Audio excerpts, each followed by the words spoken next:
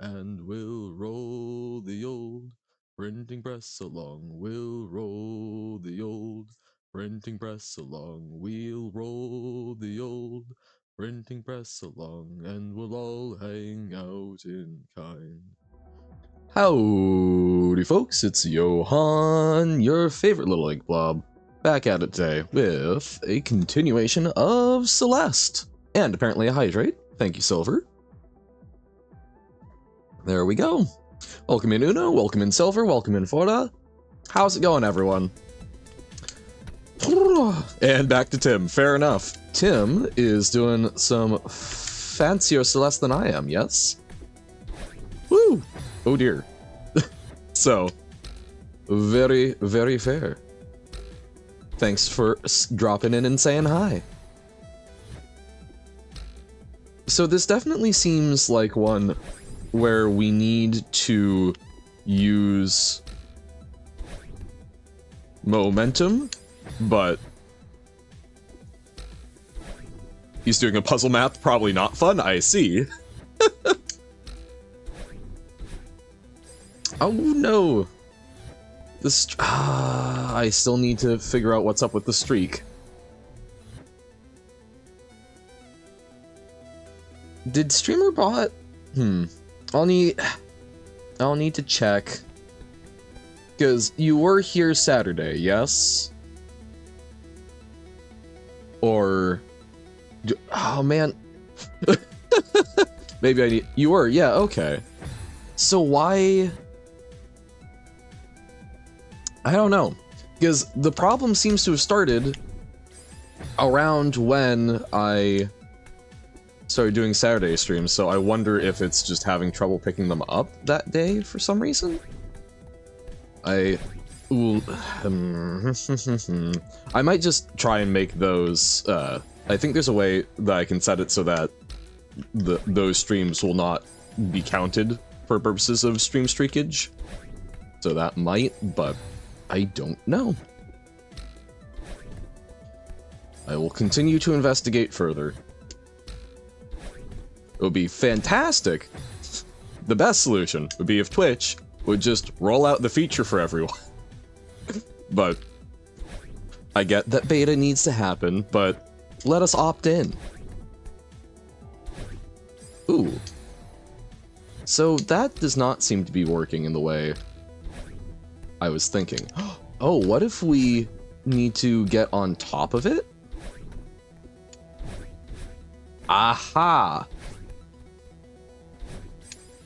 So we can get on top of it to recharge our dash. Intriguing. Hey, welcome in, Sigma. How's it going? We are just starting to discover how at least one of those works, but now I'm starting to wonder if that is perhaps the wrong solution, because I don't think that's going to work for this one. Friend got you a scary game, Phasmophobia. I was playing it alone with the lights out at 2 AM yesterday. Great idea. Oh, fantastic idea. But hey, exciting Phasmophobia. Super fun. A game that I still have very little understanding of how to actually play well, but yeah, no, that is a fantastic game for late night, I'm alone, oh god, what's that noise vibes. So super happy for you, Sigma. Blah.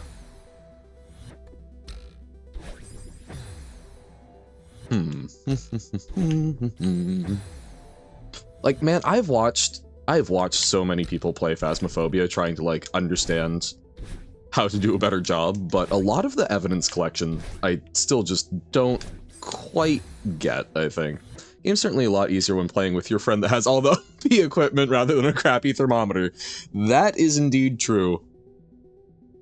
I think the only time I've ever won rounds was playing with a couple of friends who that was like how they hung out with each other. So I'm just like, I'm along for the ride. Maybe I can catch a ghost photo or two.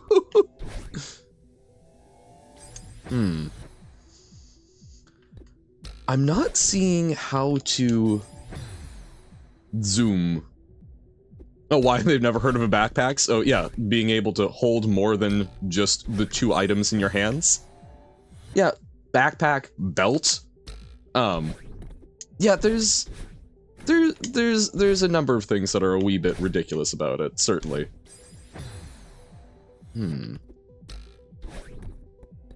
Oh, or can we get them to, like... Is there a way for it to, like, hit us? Already trying to cheese it? I'm not trying to cheese it. This is just... what I figured out that worked.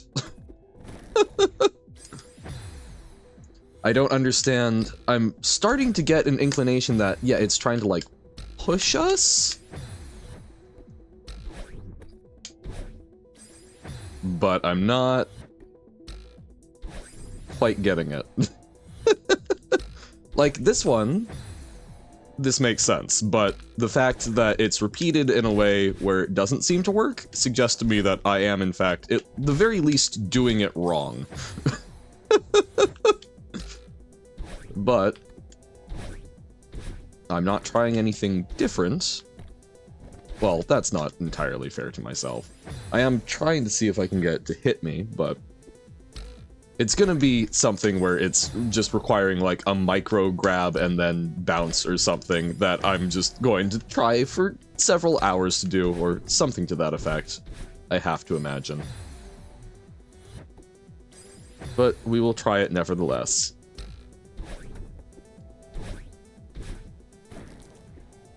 Secretly, I'm just trying to up my death count to an insanely high level. So, we can consistently do that. I don't think that that state messes us up at all. But maybe we need to practice?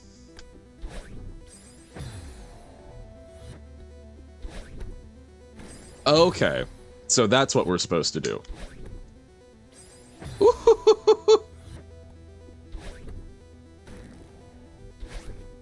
Man. Alright. No worries. But okay, so yes, we're trying to use it like a ping pong paddle. And we are the ping pong Madeline. Too far. No. Bah. Okay. I think I'm more consistent through that methodology. But we need to ping pong ourselves down here. Oh, that was in the ballpark. Do not pardon the pun.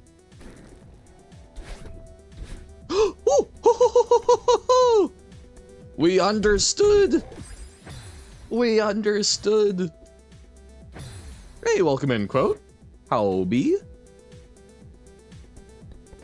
Okay. Blech. Hopefully better than whatever that was. Goodness. Okay, so over, up, bubble, over, up, right, oh, down, blah, blah, blah. That's right, bubbles recharge dashes. So this is just a lot of right angles. Buh. Bam, bam, bam. Maybe quicker. 1, 2, 3, bam, bum, bum. Oh, down right. Okay, so we're ditching the right angles at that point. Boop, boop, boop, boop, boop. Should have grabbed the wall. Bop, bop, bop, bop, bop, bop, bop, bop, bop. 1, 2, 3, 4, 5, 6, down. Boop. Sadness. Bah. Yeah, getting the precise directional control I struggle with a lot, but that is alright. I think it's interesting. I have a tendency when going, like, to the right and left. I think because my thumb is, you know, below the thing, I think I tend to pull it down as well. But apparently not there, so... Introspection apparently gets me nowhere. Boop. How familiar am I with Binding of Isaac? I have played a fair bit of it. I have unlocked all of the characters, I believe. At the very least, I got all of the ones that I am visibly aware of. And I'm a big fan of Zazel, but I was able... Woo-hoo-hoo-hoo, I need to not use that dash. I was able to get through... Blah.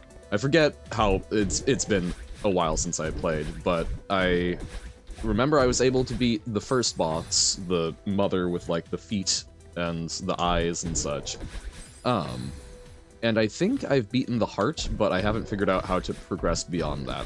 There was some sort of boss rush thing, but I think that was... Oh, no! I think that was between Mother and the heart. But, again, it has been a while. So, I'm certainly more familiar than someone who has never played it, but I've never got, like, super into, like, reading the wiki and figuring out how everything was working. Because I wanted to discover it for myself, and failed to do that miserably. So I might revisit at some point when I'm willing to concede to using the pooled knowledge. The pooled knowledge of my betters. Whoop. Ah. I had to adjust that, and that went poorly. Whoop. The sadness. Whoop. But I am quite the stubborn individual. I, was, I think, Friday? Yeah, Friday. I played some March, I'm like, this is the last I'm going to take a crack at this for the year, because it's going to drive me insane otherwise. And guess who spent 2 hours yesterday? Darn it. Not making much progress. Learning a little bit more, having some fun, but ultimately scrapping the recording because I don't think people need another 3 hours of me being mostly silent. And just, not managing to do what I need to do with the March bosses. Which was part of why, Nobo reminding me to listen to that one Rhythm Doctor song was quite timely.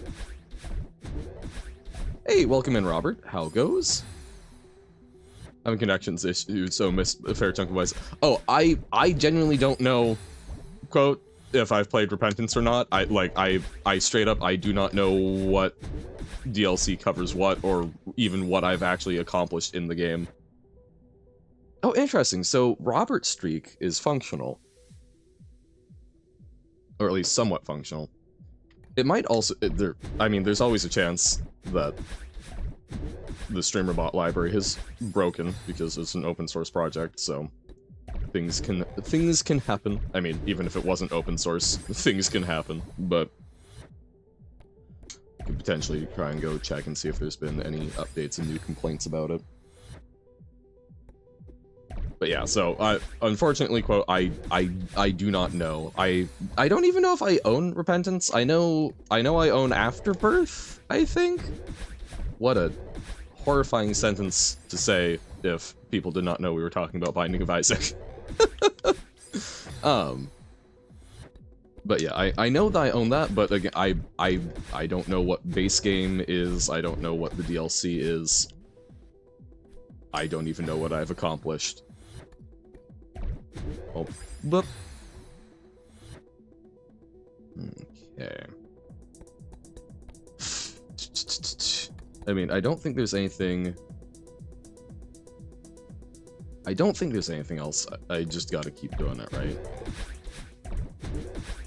You haven't played Repentance, you haven't even seen at least, like, half of all the characters? Oh, okay. Then, probably not? Because I think Azazel was, like, the toughest one to unlock and the one that I enjoy the most because having flight early on feels great, and I like the laser. I'm trying to remember the names of other ones. I mean, like, obviously Eve and such, but... yeah, no, it's been a while. I can maybe pop in and, like, screenshot after stream. Boop. Okay. Oh, no! Should have grabbed the wall! Oh! My face when I don't grab the wall. Perfect isolation. Here behind my wall, waiting for the worms to come. Hey, welcome in, Aya. How's it going? Hey, Lily finally defrosted? Hell yeah, exciting. You're home? Huzzah! Whoop, whoop, whoop. Home is a lovely place to be. Exciting! Where were your travels this time? Glummit? I don't know Glummit, and thank you for the hydrate, Robert. Sent in Discord? Ah, yes, I remember seeing the long puzzle script-y bit. Germany! I do! Oh, good luck, Summit. Indeed. Thank you much, Corker.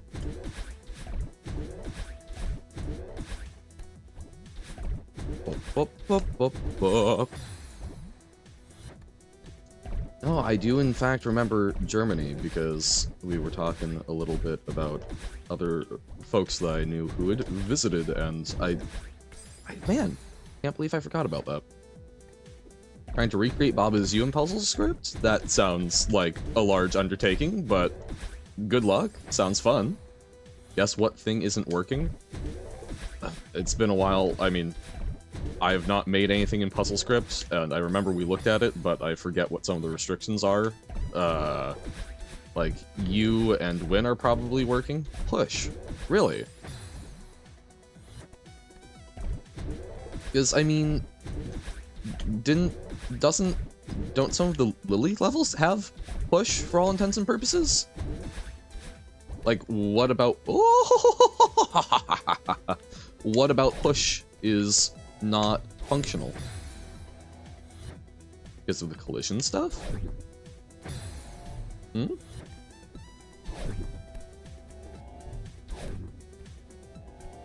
Ugh. We're starting to think you know what's causing it, though? Okay. Blah.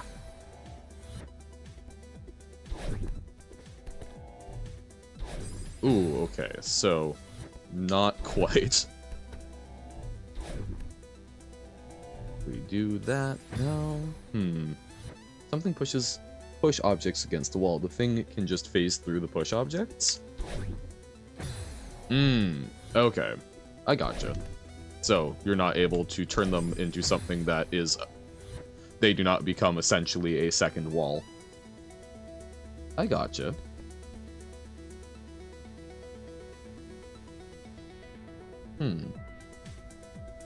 Can't use collision layers to fix it because of how the code works. Collision layers? I do not think that is a term I have come across before. What I was going to say is that you're starting to unlock the B-side characters. I already unlocked the souls of 2 of them, which means absolutely nothing to me. This is correct, but I'm happy for you. I can be the friend who understands absolutely nothing but goes, but great, awesome, glad anyway. Bop, bop, bop, ba-da, bop, bum. Bum, bum. But hey, I did not know that there were further Binding of Isaac characters, which is pretty sick, because that, at least to me, was one of the things that kind of kept me playing, was unlocking new ones and seeing the different ways they played out. There's gotta be something better here. So, like, just jumping off that one makes sense to me, but I don't think... Because we can't get enough distance from...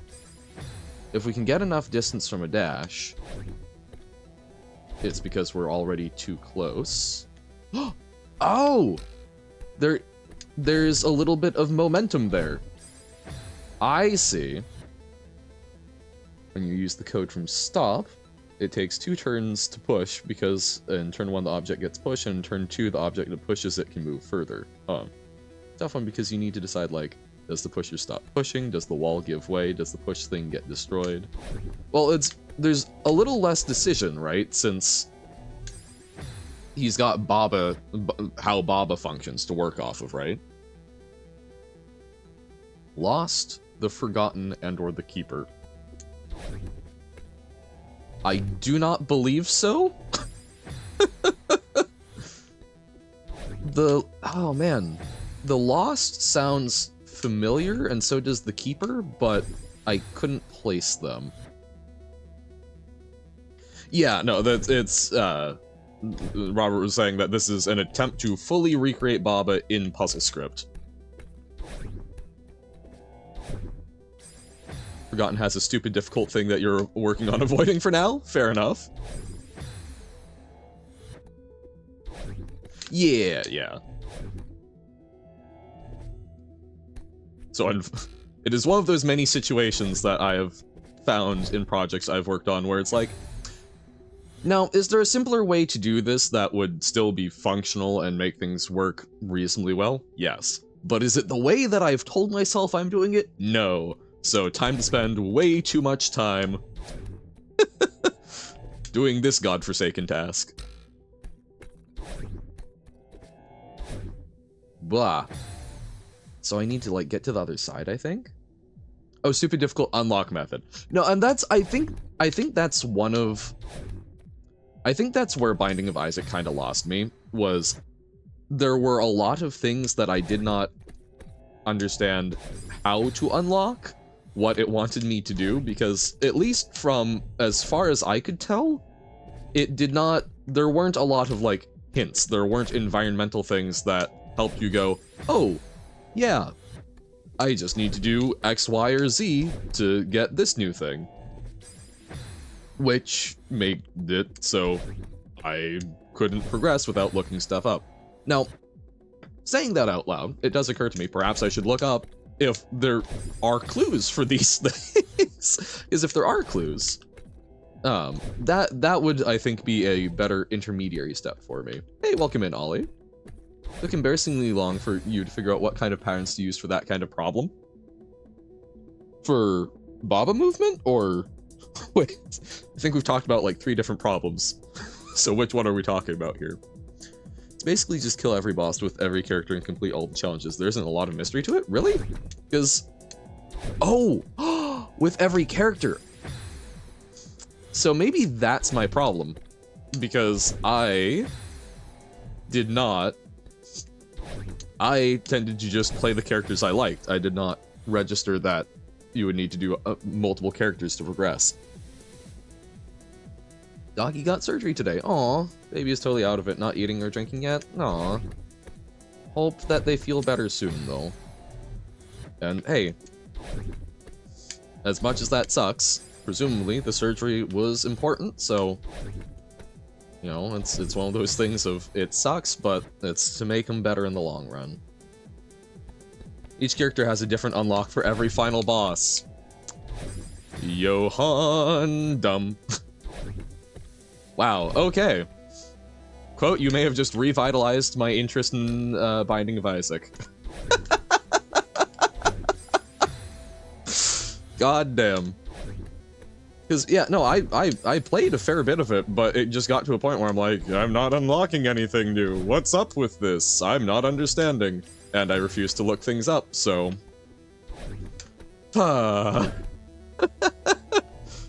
Me and my tendency to repeat things that I enjoy. Ruining me once more. Had like a womb infection, but just a bit bad to see her like this? Aw. Yeah, I don't know what a womb infection would be exactly, but... some sort of issue with her, feminine organs, which is never fun. But glad that that got dealt with. Sad to see her like that, but hopefully she'll get through it and be happier and healthier on the other side pretty darn soon, right? Boom, boom, boom. Boop. Whoa. There we go. So this... Man, I wonder if we have to... Oh. Thoughts are occurring. I don't know if they're good thoughts, but... So, it does raise up, doi. So, maybe we can get a jump timed well if we don't dash? Don't know why, but I made support for text parts right to left, and from down to up, I just have to activate it. Okay. Fair enough. Boop. There are a few specific unlocks, like hold the reset button until it resets your run 7 times and finish 30 daily runs, which you can either get completely by accident or never figure out without looking it up. Fair, but yeah, if most of them, if there's a lot of it that's just using other characters, that's just something I need to do. Ah, board game thing in Unity. Man, I have a Unity project that's like probably 90% of the way finished. It's not a big thing, but it's just like a goofy little dice game for a friend who enjoys rolling dice. I've got it mostly there. I just basically need to add I just need to draw a little bit of the art for it, some of the symbols to like customize the dice, and then make it so that you can actually purchase with the points that you earn from rolling, which is not that bad. But I don't know, I keep going through phases where I'm like, oh yeah, I'll just spend like 5 hours working on this casually, no sweat, and then it's just like, I'm sorry, you want to do work? You wanted to work on a Unity project? No, never. Never, Johan. Never again. So. Me, I'll avoid the spikes. Also me, what if I avoided the thing I needed to hit? Boop. Unity and PuzzleScript are completely different. I mean, that's not... Yeah, no, coding is coding, this isn't an engine thing. Now, there sometimes can be limitations to what an engine can do, but that just means you need a different solution. Presumably one exists. And your dad missed her so much while she had surgery, drove for 2 hours around the place where the vet is to pick her up immediately whenever possible. Aww. She was welcomed home so quickly. You do play The Binding of Isaac. I suggest defeating Isaac with question mark as soon as possible to get one of the best unlocks that will make Isaac arguably the strongest character in the whole game. Alright. Boop. Bah. Yeah, okay, so there's just not quite enough distance there? But if we go... no, because it can't just be going to the other side, because that would take a dash, which we need to use later. So, we have evolved and adapted... Okay, I was just being foolish, but we've... Okay, we've not only evolved and adapted our understanding, but we've had an increased success.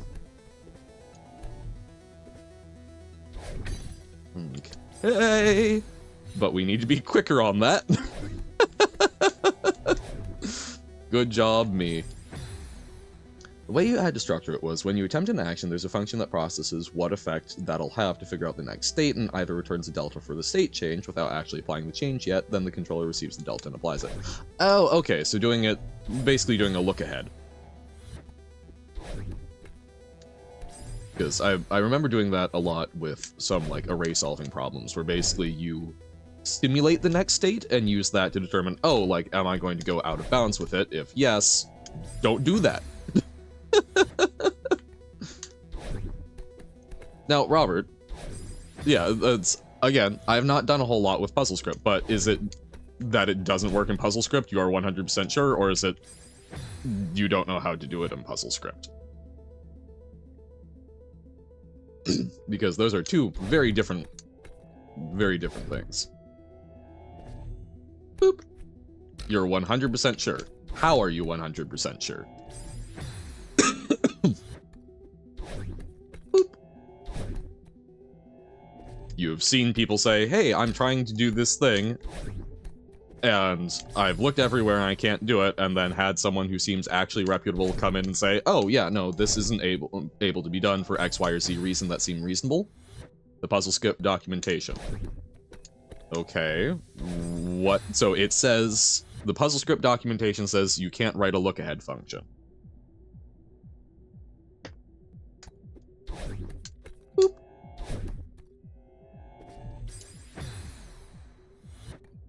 Bum. Ugh. Bum, bum, bum, bum, bum, bum. Okay. Whoa. There we go. Oh, oh, no! Not the spikes! There are no functions in puzzle script, but they're... Okay, sorry. Yes. You might not be able to group it as an actual function, but like, you can still write a block of code to look ahead. I assume, unless there's no simulated movement, it has to actually move the objects. Or something of that sort. I mean, like, there's a... Oh, why did I dash there? There's a lot of ways to get creative. I don't know, can you spin up a whole second... Can you spin up a whole second instance of it in the background that then physically moves the thing as the check before you move the actual thing? As the game state represented, there's no simulated movement.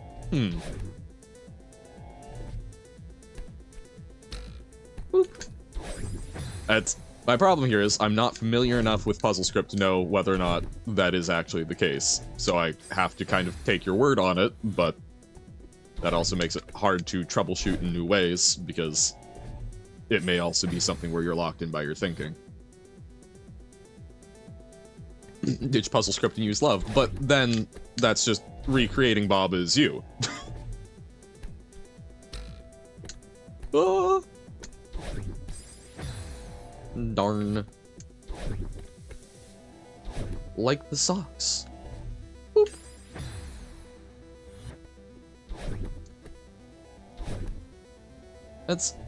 I have always enjoyed interpreting darn it as like a command to darn socks, to mend the holes. So when I say darn it, I want whatever I'm experiencing to be mended. It was made with Multimedia Fusion? Oh, it was made with... I thought it was made with Lua, which for some reason in my head, I was associating with love?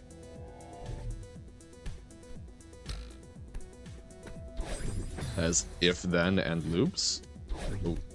Okay. That you can use if and then for look-aheads. Does it have data structures? I mean, that's the big thing. Like, can you represent it as an array? Uses Lua as a scripting language. Oh, sorry, right, the engine. Blah. You can't? Right, no. You 100% correct. Had a bit of a brain fart. Boop. No, it needs to be up and to the right. Ah. So there's no data structures, Robert. You can't have like an array.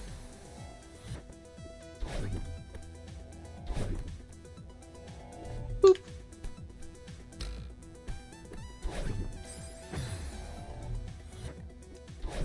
Bum bum bum. I do feel confident that you can't integrate other languages, because that would be fun to just like call a function from another language and get that output. I did know someone who was trying to build a keylogger in Java for a comp sci project, and Java did not have good functionality for that, so they ended up figuring out the Java functionality to run I believe it was a C# script from the Java for the key logging, which was really funny to me. But that was specifically, his goal was to write it in Java. No! God damn! It was, I was on the wall, so it made me bounce the opposite direction. The best Java functionality is calling C#. Oi! Talking to someone who got started in Java and still uses it as the comfort language.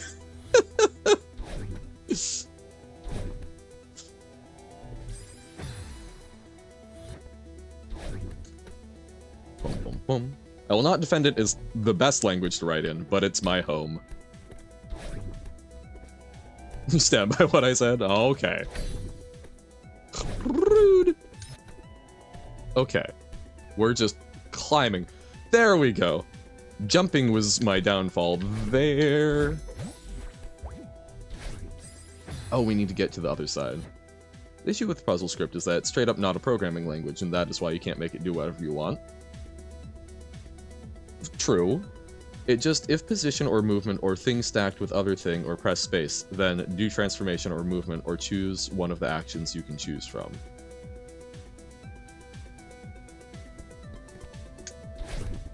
Okay.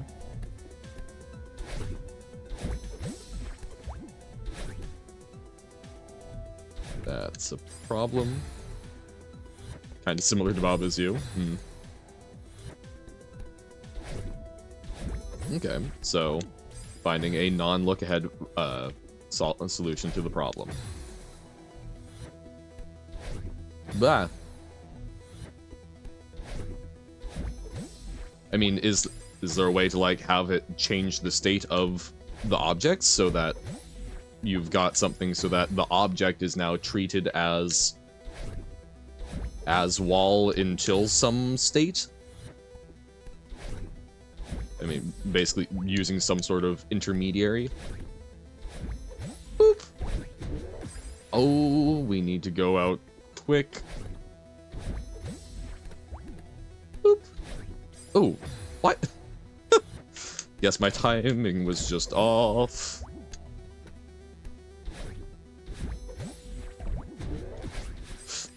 Damn it. Boop. No. Bah. What? Grab, dash, jump. Bah. Okay, that was on me. A number of these times, feels like it's not registering inputs, but I must just be slow. Bah. Grab. Boop. Check if other specific object exists, and then make the object do other stuff. Okay. Well, so then you can create, I don't know if you can do an off-screen object, but maybe an invisible object as a way of doing the state. B-side? Love Summit B. Hell yeah. And welcome in, Jammer. Wilted Strand and Jammer. Bop, bop, bop. We're having a weird amount of trouble executing these.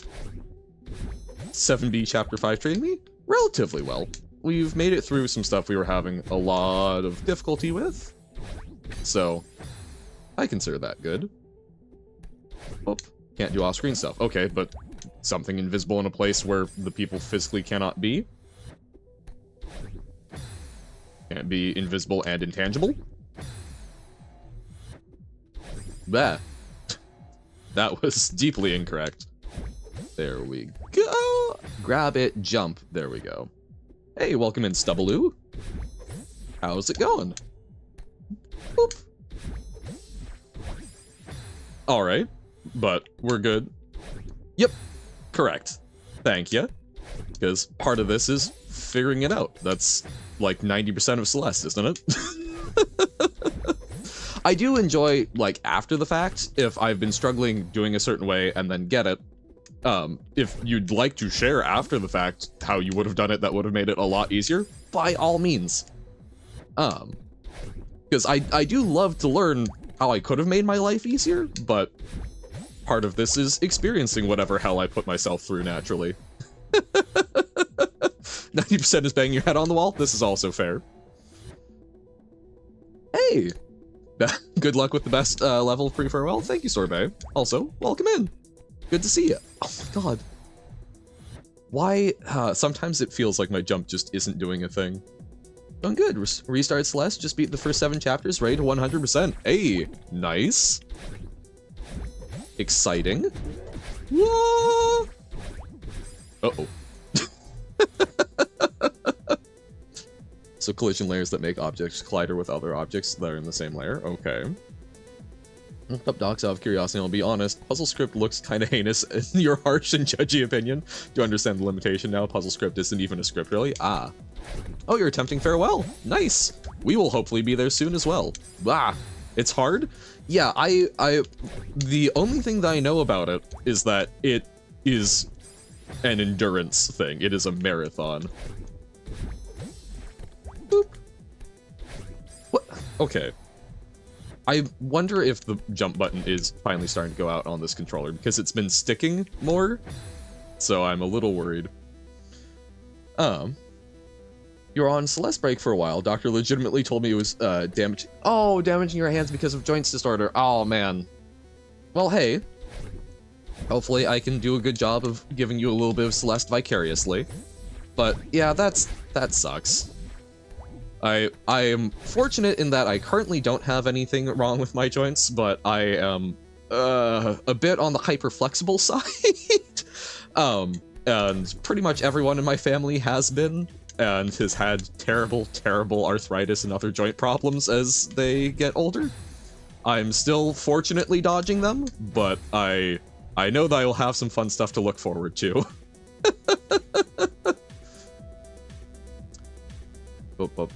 Farewell is hard, kind of. Right, no, it's, I have heard that basically it's just a marathon. It's not that it's necessarily the highest difficulty. Right, mine too of a Spelunky speedrun that have been cheated because the cheater was using a mod that allowed for the ability to save and load games, and the person who implemented the mod placed an object in the transition screen that replaced one of the tiles in the level, leaving a conspicuous hole that wasn't there in the vanilla game. Man, yeah, some of the ways that people figure stuff out is fascinating. Remember when Farewell came out, you were like, one more chapter, that can't take long to beat. 6 hours later? Oh no. You are so wrong. That's kinda, I finished my, playthrough of The Crooked Man. That's all uploaded at this point.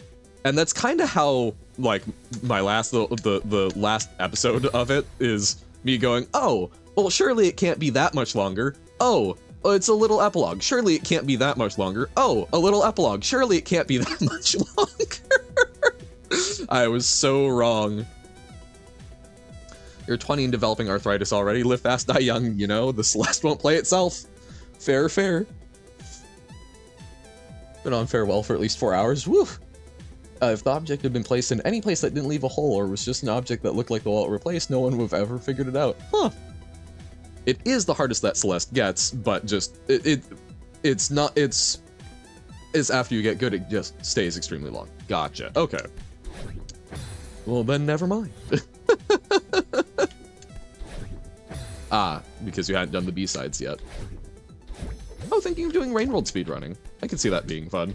I still am I haven't finished my first run, so speedrunning is still a ways away. Oh, no. You are fine to swear in chat. I just have auto mod set, basically. I slowly allow things, but it's more... I have auto mod set up because at first I didn't have moderators. I could probably ease up on it a little now, but I don't want to, like... I don't want to place too much onus on folks. It's just, I try not to swear. So I appreciate it if folks are just like a little, since I read the chat messages, being just a little conscious of not it being like every other word.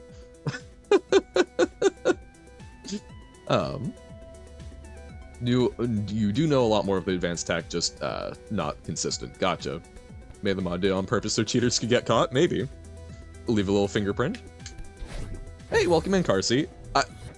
I don't know if that's a good thing. Spending an hour gaslighting someone. Unless this is a friend that you're doing it as, like, a teasing thing and they're fine with it, but...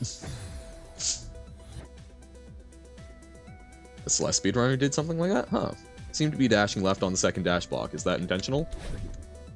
So...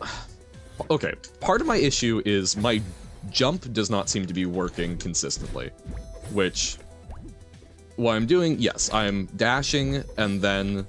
I'm dashing to the right, and then jumping off so that I get the momentum. Bop, bop, bop. Come on. Okay. I think I might have just started hitting the button weirdly.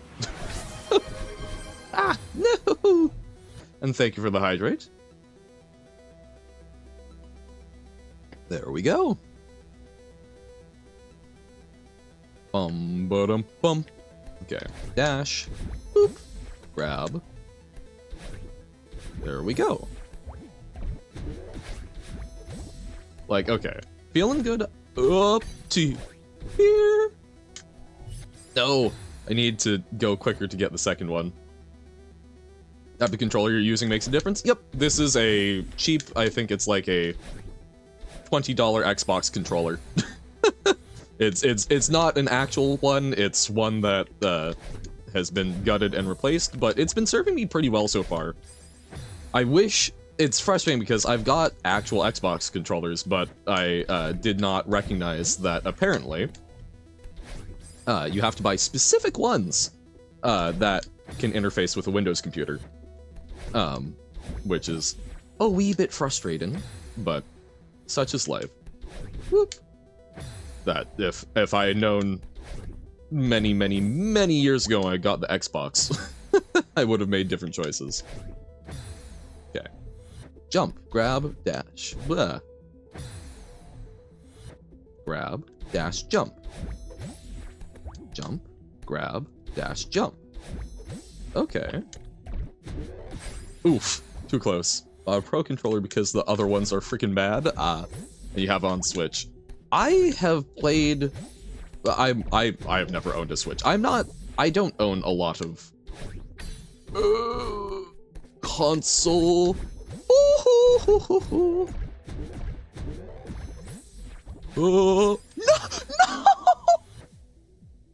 I didn't realize that was a place where we could land, so I tried to get to the wall. Oh my god. The controllers are Breaking Bad. Oh.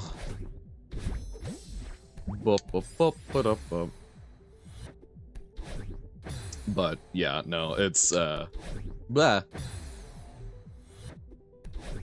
Blah. I can't even remember what I was saying. I'm so rattled by how terrible that was. Deeply sad. Oh, that's yeah, I do not own a lot of like consoles and gaming accessory type stuff.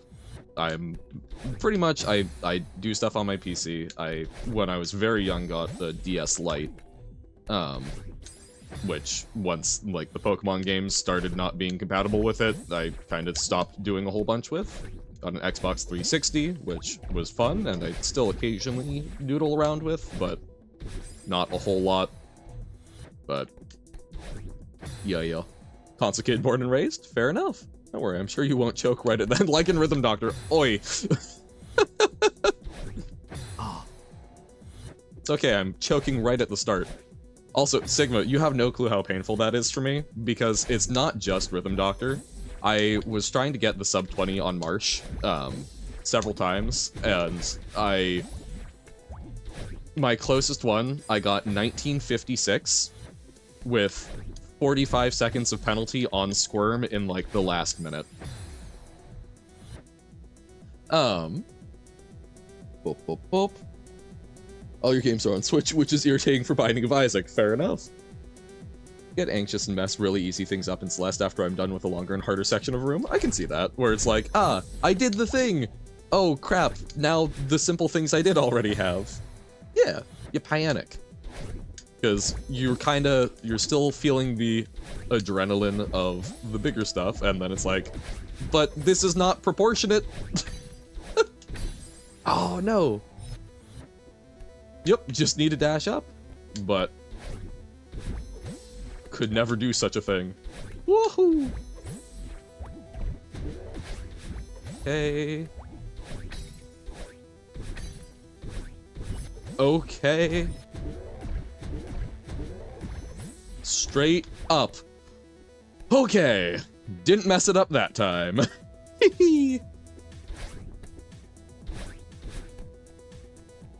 But we need to maintain the dash, so we need to get creative here.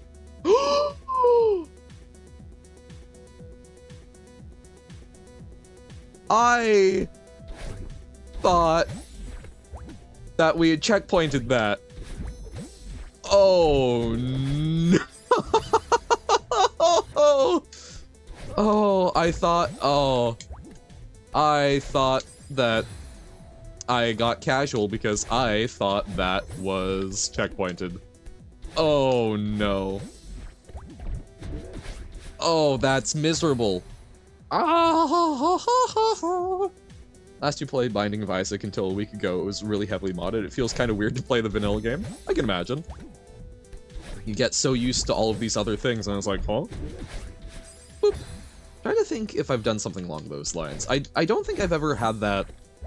I don't think that's ever been a thing for me with, like, modded stuff, because I actually haven't dealt a whole lot with, like, game mods. But, certainly with, like, expansions. Actually, I guess technically, I play a lot of Age of Empires 3, because Age of Empires 2 was something I really enjoyed when I was younger, and Age of Empires 3, while I think in a lot of ways a worse game, it was fun and what I kind of got used to and got a lot of other folks interested in. And there's a really awesome mod for it called Wars of Liberty that added so many civilizations. Balance was maybe not the most fantastic, but it was super fun. And, like, not being able to play as all of those civs was really weird. Thought I was done after this room. No, well, I thought that there was a checkpoint after we basically stopped having to do constant movement, which was apparently silly. I don't know the secret tech? Yeah. Sadness. You played Minecraft mod for the first time? I went straight to a mod pack with 200 plus mods? Damn. I was like, why isn't Johan using it? Because I don't know! I'm but a wee baby. Yeah, I have not played an awful lot of modded Minecraft, and I probably should do that. I tried doing one of the... oh, crap. I tried doing one of the Skyblock mods, or Sky Factory? No, Sky Factory, Skyblock, I can't remember which it was. But the one where you start out on a single block, and then build everything from there. But it was one of the newer ones and had a lot of stuff that was not jiving with me. I think I need to try and find one of the older versions of it that I've seen before, but we'll see. Boop. Mods are more fun and possible to Switch, though. Oh, impossible on Switch, gotcha. Skyblock? Okay. Yeah, I couldn't remember if it was Skyblock or Sky Factory. But, like, that, I don't know, that made me, I enjoyed that quite a bit. It can be played on unmodded Minecraft, I know, but the particular one that I saw that really appealed to me used, you, like, were using sieves to get a whole bunch of, like, tiny amounts of resources. And that just, I don't know, that scratched an itch in my brain. Okay. So how do we do this? How do we do this? That's currently only fun with friends? Yeah, I can see that. All my friends haven't played Minecraft in years, so yeah. No, and that's the last time I played Minecraft was like a couple years ago with some friends on a server, and yeah, I've not really done much since then. Why do you have centered taskbar on Windows 10? Oh, yeah, I'm trying to plot that out. So if we can dash, touch. We can dash and then touch the thing, which recharges the dash. which then gives us 2 dashes. 1 to get to the far side, and then 1 to get to the purple. Problem being, I don't think that gives us enough distance. I think we have to do a momentum thing, but... crap. It's... I need to check that for myself, because it looks like we're going to need... It looks like the distance is similar. Oh, but there's a height differential. Yeah. I want to touch the battle orb. Why did Maddie cross the spikes? To perish. With all of my dashes? I thought 1 coming back, but I guess, yeah, that's part of why I was checking that distance. So it's not quite enough. Although I do think that we can get enough height. Whoop, I screwed that up. Back he called again, I gaslit more. Oh, wait, if it's a scammer, hell yeah. She's not silly like Madeline, aw. Boop. Oh. Not a scammer? Are you just... I am not in support of just gaslighting random people.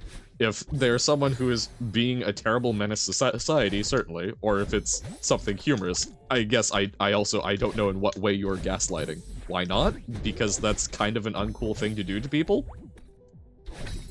Uh-huh. Yeah. Crystal spinners, not spikes? No, thank you. Thank you for the correction. I was feeling so incorrect. Boop, boop, boop. There we go. This is fine since we actually have some time to work on those. The mural in the background after the ash crystals. I did not notice that. Oh no, I can't go back. No! I'm guessing... I'm seeing the giant eye, so I'm guessing it's more along those lines, but...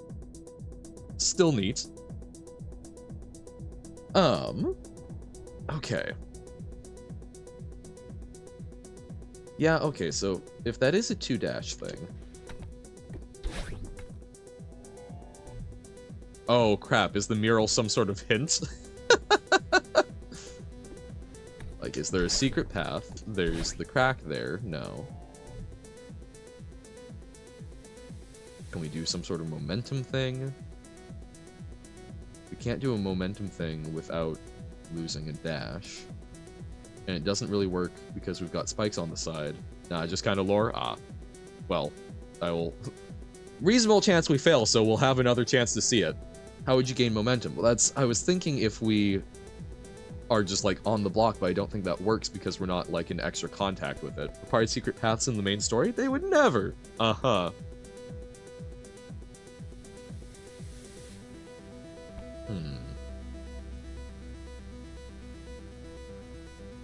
It's like, just being on the block I don't think is enough to impart momentum. Have I been gaining momentum in the rest of the room? Grabbing onto a block and then going from it? By moving. Yeah, but it's... The dash block has an intrinsic way to gain momentum. It's being hit by it, right? Or grabbing onto it. But you can't grab from the top and it's got spikes on the left side where we need it to be. So, don't really know what would work there. Is standing grabbing? I don't think so. But does standing actually do that? Wait, no, so, okay, so conditions under which you regain dash when you are on an object, or if you hit one of the stamina crystals.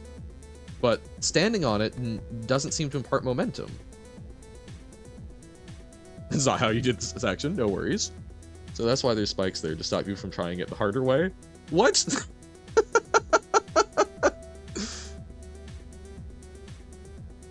So this is the harder way?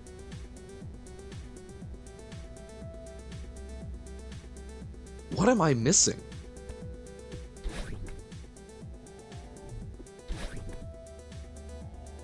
For the exact reasons you gain momentum clinging to a block, because the block is moving faster than you are? Because the dashing on top of a block, I guess I don't understand the reason for it. My understanding is that you have to be grabbing a block or basically stationary and the block hits you and accelerates you rapidly. Hey, welcome in, Essie. Grabbing onto the left side of the block would be the harder way, yeah. Plus it looks like you might end up too low, yeah. But it needs to induce jerk, is my understanding. So that it's rapidly accelerating you over a short period of time faster than you normally would, and then you can carry that over. Imparts its velocity onto me when it hits me or I'm attached to it. 1. You are connected to the block. We do not have a way to connect to the block. So it's not 1. 2. The block moves at rapid speed, which happens when it dashes, but it still needs to contact us. So I don't see a way to make that work, because the only way we could... I do? What? I wouldn't say don't get too attached to these blocks, but maybe this is an exception.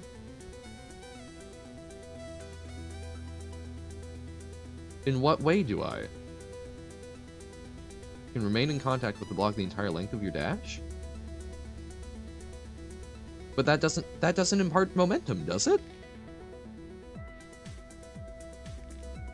I'm wildly confused, because I thought we've dashed on top of blocks before, and it does jack all. So, do I just have a fundamental why wouldn't it? Because it hasn't worked for me in the past. So do I just have a fundamental misunderstanding? It does. Just jumping off the block gives you momentum. What the hell? Or I can do that. Damn it. If you do it in a specific direction. Oh, down dash?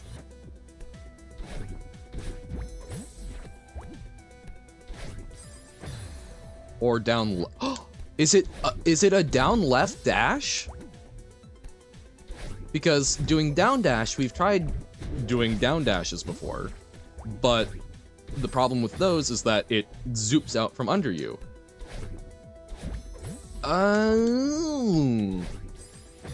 Right dash? Well, no. Right dash would also be bad, right? Because we're trying to go to the left. Yeah. Or is that right dash as opposed to wrong dash? There we go. Done this a long time ago, I think I just forgot. Really?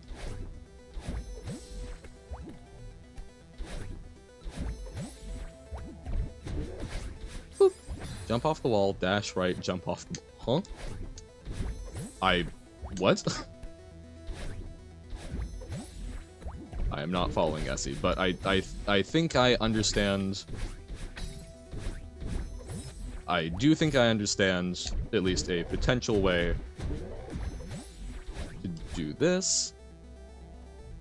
I was not paying attention to the mural there. Darn it, I thought we could see from this room. Well, most mountain climbing deaths happen due to exhaustion. Okay. You're saying, so, jump off the wall, dash right, jump off the block? Yeah, I don't see how that works, but... Nope, that wasn't enough momentum. Most of them, oh, you were talking about, oh, no, we've got everything up to here, we've got pretty well.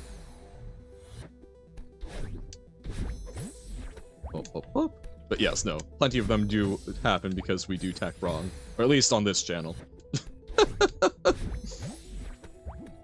Just gonna use the worst solution to your problem? I mean, is it a solution to your problem? Because if it works, it works.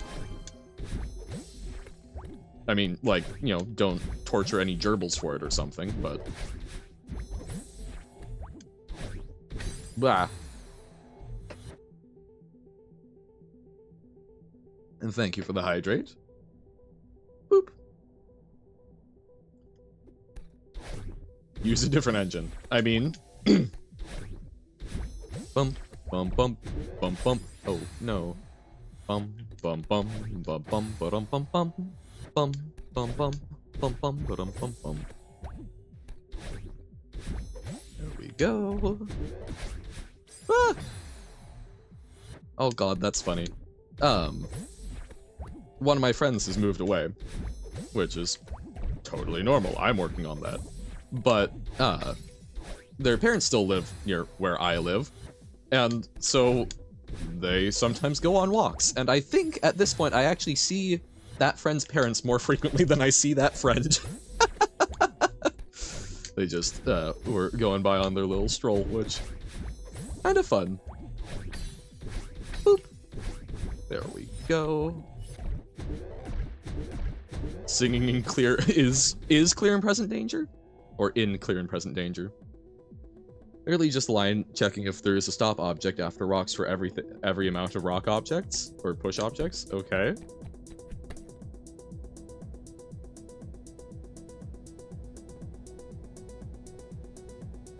So we go. No! Ah! I was too slow on the jump there. But yes, so that was a quick little acceleration. Most of them happened due to climbing a mountain. This is also fair. Hey, did you know that the vast majority of people who have died have at one point experienced life? It's quite upsetting, really. Life deeply unhealthy. Blah. Boop. Boop, boop, boop, boop, boop, boop. Most cave diving deaths happen due to people deciding to cave dive. Indeed. If people just did nothing,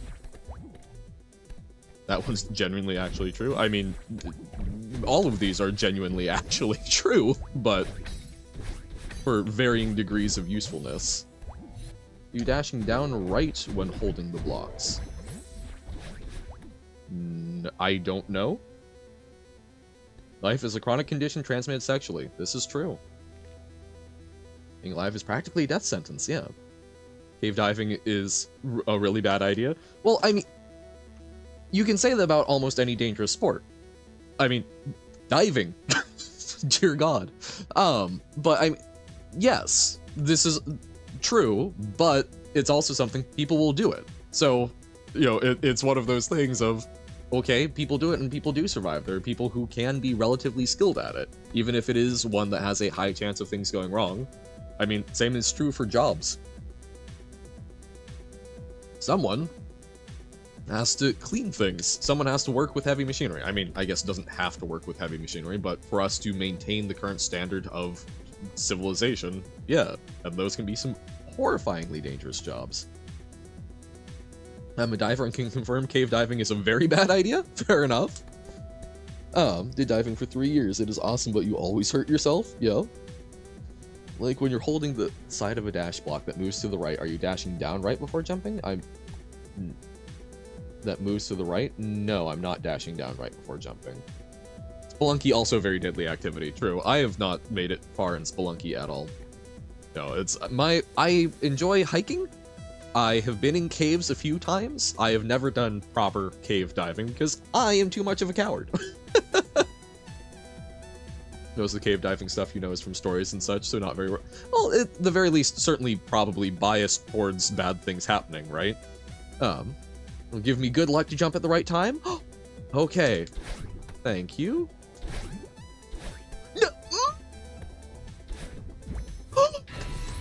You know what? It works. I thought I lost it with the extra dash, but whoo-hoo. Okay. Hell yeah. Cave diving is not for Corker-sized people. This is fair. About to begin 7B. Nice. Woo. Thank you. Oh yeah, no, retrieving bodies. Yep. You can make it to the top before I do. I get a cookie. Oh, cookies. Oh no. I don't think this bodes well for me, but wow, the dash feels shorter somehow. Weird. Oh, and it stays down? Huh. Could have dashed up and pressed jump. That would work better. Hmm? Or, oh, for the other one? Oh, at the beginning of the room. Oh, okay. That's fair. They have high gravity. I guess so. Oh! It is... The wind is down. Okay. Gotcha. If I die, I get a cookie? Or wait, no. If I die, you get a cookie. Well, that's already happened. Downwind, so up dashes will feel shorter. No, this makes sense. I was just like, ooh, neat particle effect. Oh, do we have to... Oh, we have to climb them in sequence or something. Wind is not down. We can clearly see there's wind. Yeah. Fun fact, downwind makes it possible to just jump on floor spikes instead of dying. Oh. I don't see that going well for me anytime soon, but neat. Whoa. Yeah, okay. So that is what we need to do. So we're power climbing. Ah. Right, you have to do grabs. It's frame perfect, mind you, but still. Oh, so it's like doing the... It's like doing slug jumps on the poles. Woo! Okay, we're getting certainly a hang of something. I don't know if we're getting a hang of it, but certainly of something?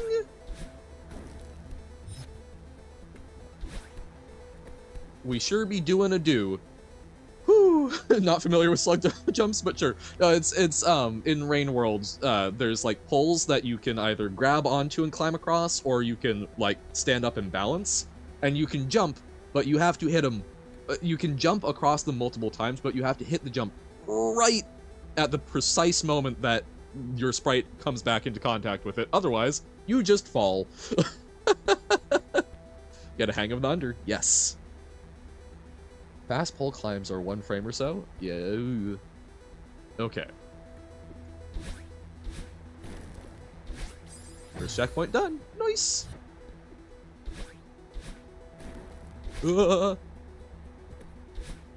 Oh no! Oh dear. Pole hops are a few frames? Really? Oh. Well, I thought it was less. It feels like less because I'm not skilled.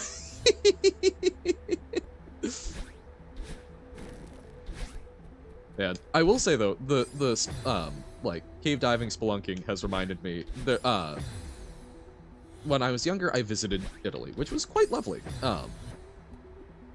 And went on a tour in a cave, and it had at the bottom a crevice that was probably, oh, I don't know, I don't even know, it's probably somewhere like 3 inches, 8 centimeters, somewhere in there. Like, less than the length of my hand, which I know is almost exactly a decimeter. And, oh boy, that was terrifying to just see, because they, at some point, want to explore that. I think it's going to be something through automation, but, oh boy. Celeste is at 60 FPS, at least you think. Rain rolled 40? Oh, okay. Story time with Johan, yeah. Second done? Uh-oh. But, what was particularly fun was the tour guide. We were talking, and their last name, we noticed, was very similar to some last names in our family tree, and we actually compared with them a little bit afterwards and found out we were receiving a tour in this really neat cave from a distant cousin. Which was just like, what are the chances of that? I don't know, but...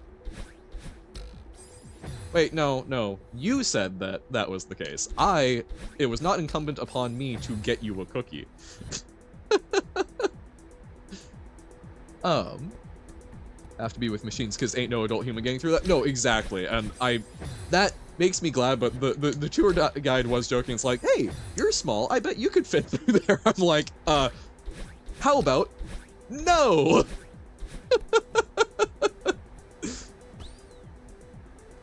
Bum, bum, bum. Now, Carsey, I think that this is more of said aforementioned gaslighting, because I read your message, but I did not guarantee that you would get a cookie. All I had to do was die. Whoop! Is there bingo today? Nope, there's not going to be any lingo. After this is going to be, whoop, some more Rain World, because Lumery isn't around to continue. Oh, Rain World bingo, not gambling? Ah. Boop, boop, boop. Ah. I was thinking you meant lingo. Boop. Alright. Bye-bye. Thank you for hanging out, Golden Strand. Good to have you. Boop, boop, boop, boop. Boop, boop. Ah. Is Rain World bingo live right now? Oh, is that what it is? Gotcha. I understand. So what's Rain World bingo? Yeah, go ahead, Robert.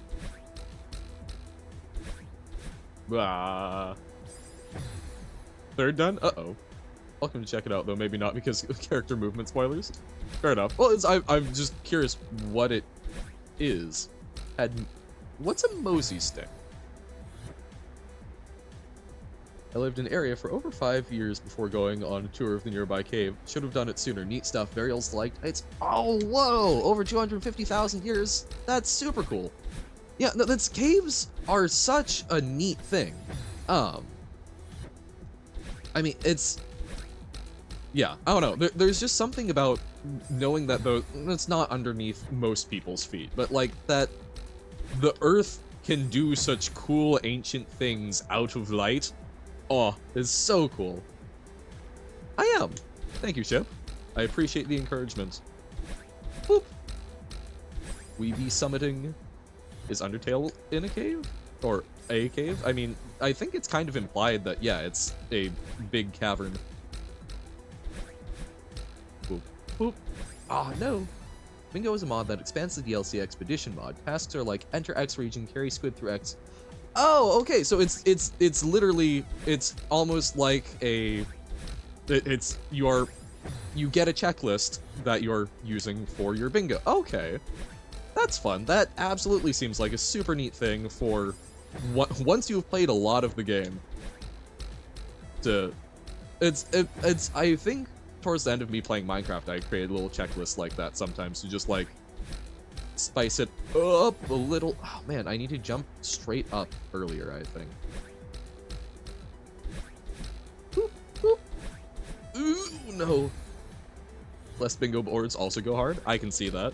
Yeah, it seems like just a sort of fun way to add additional meaning to a game that you've already gotten like the basic aspects of down. My 5 goals, take your pick, and we're doing it 2v2 lockout, so it's pretty intense. Oh, wow. Well, hey. What? Sounds super fun, and I 100% understand. If you're interested in Rain World, go watch that rather than my... rather than whatever chaos will occur in my 2 hours. Go watch good people, please. Boom, boom, boom, boom. It's actually... I do enjoy... Whoop, wait, but... Focus on... Woo! Okay, hell yeah. Oh, now it's upwind. What's upwind, you say, Johan? Oh no, Wind, what about you? But, boop. It was quite fun. The March vid that I uploaded, someone commented, new person to the channel, who was like, I have no clue who you are or what March is, but I enjoyed the yapping session. Keep it going. Which, I don't know, I really enjoy that aspect of it, because I'm not good at games, but it is fun that me just having my experience and chatting and talking about whatever comes to mind is fun. I think that is what I offer. But that's why if you're interested in the games, go watch other people do them well. I'm just a guy. What's wild to me is that most caves in the USA were discovered either in the quarries or while building the interstate highway system. Oh, interesting. So that would have been... Wasn't... I know a lot of the road infrastructure in the US was back... Well, I don't remember. It was the New Deal, right? Which I forget. That was FDR. One of them Roosevelt presidents, right? I forget what year or what sort of time frame that is. So never mind. I think it was Teddy. Teddy. Okay.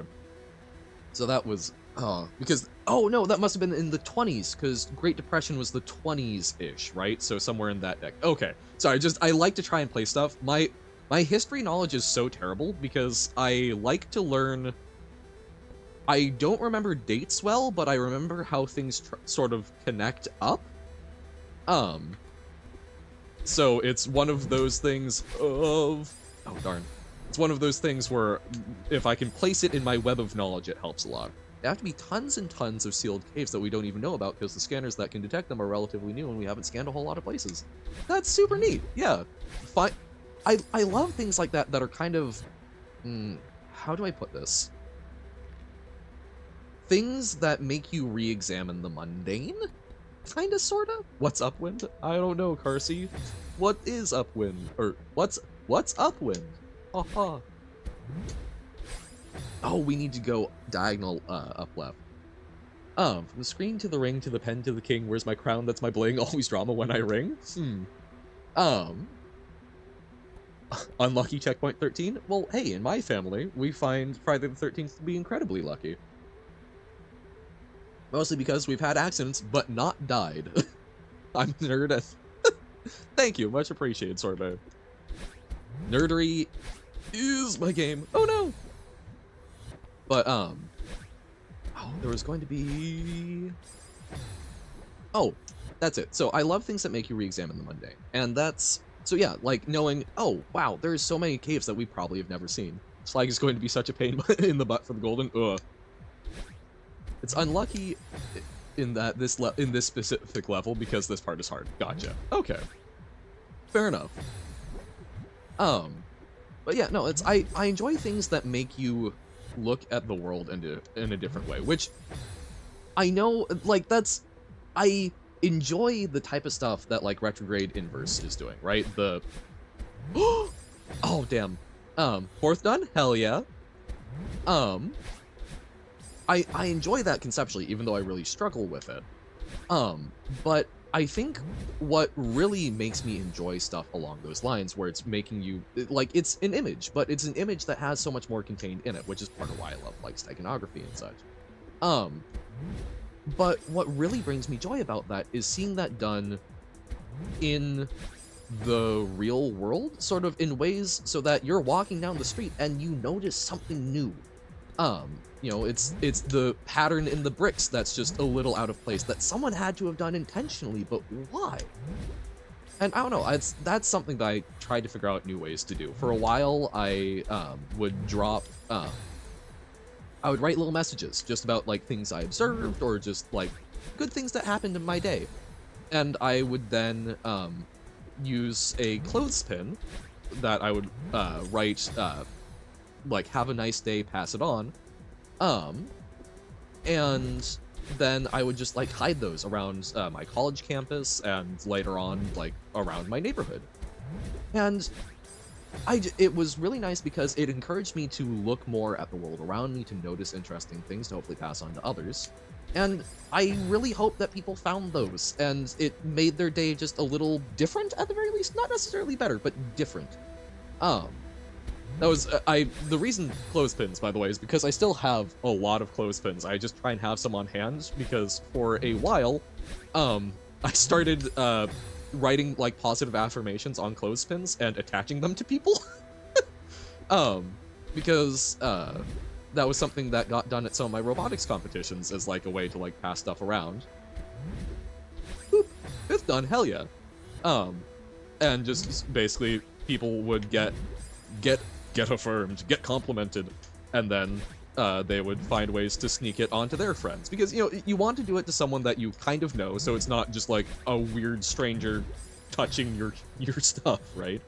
But then, you know, they probably know some different people, and it just sort of passes on. I love that. It was particularly fun. I did that at my university at one point, and I love when projects like that go beyond you, because I remember the gal working at the cafeteria register had one of those on her thing, which was just like, oh my god, I'm so glad. Get affirmed, idiot. Exactly. Haha. You've been complimented. Like, after being involved in extensive home improvement projects, I can't help but chuckle whenever I see a 1/4-inch notch in the overhang of the countertop above the dishwasher, because I know exactly what happened there. Oh? Love those little details that, oh yeah, no, 100%. I don't know what happened there, and I'm curious now. I love that, when you get to notice that sort of like, it's a whole different layer to life, I guess, when you like learn certain skills along those lines.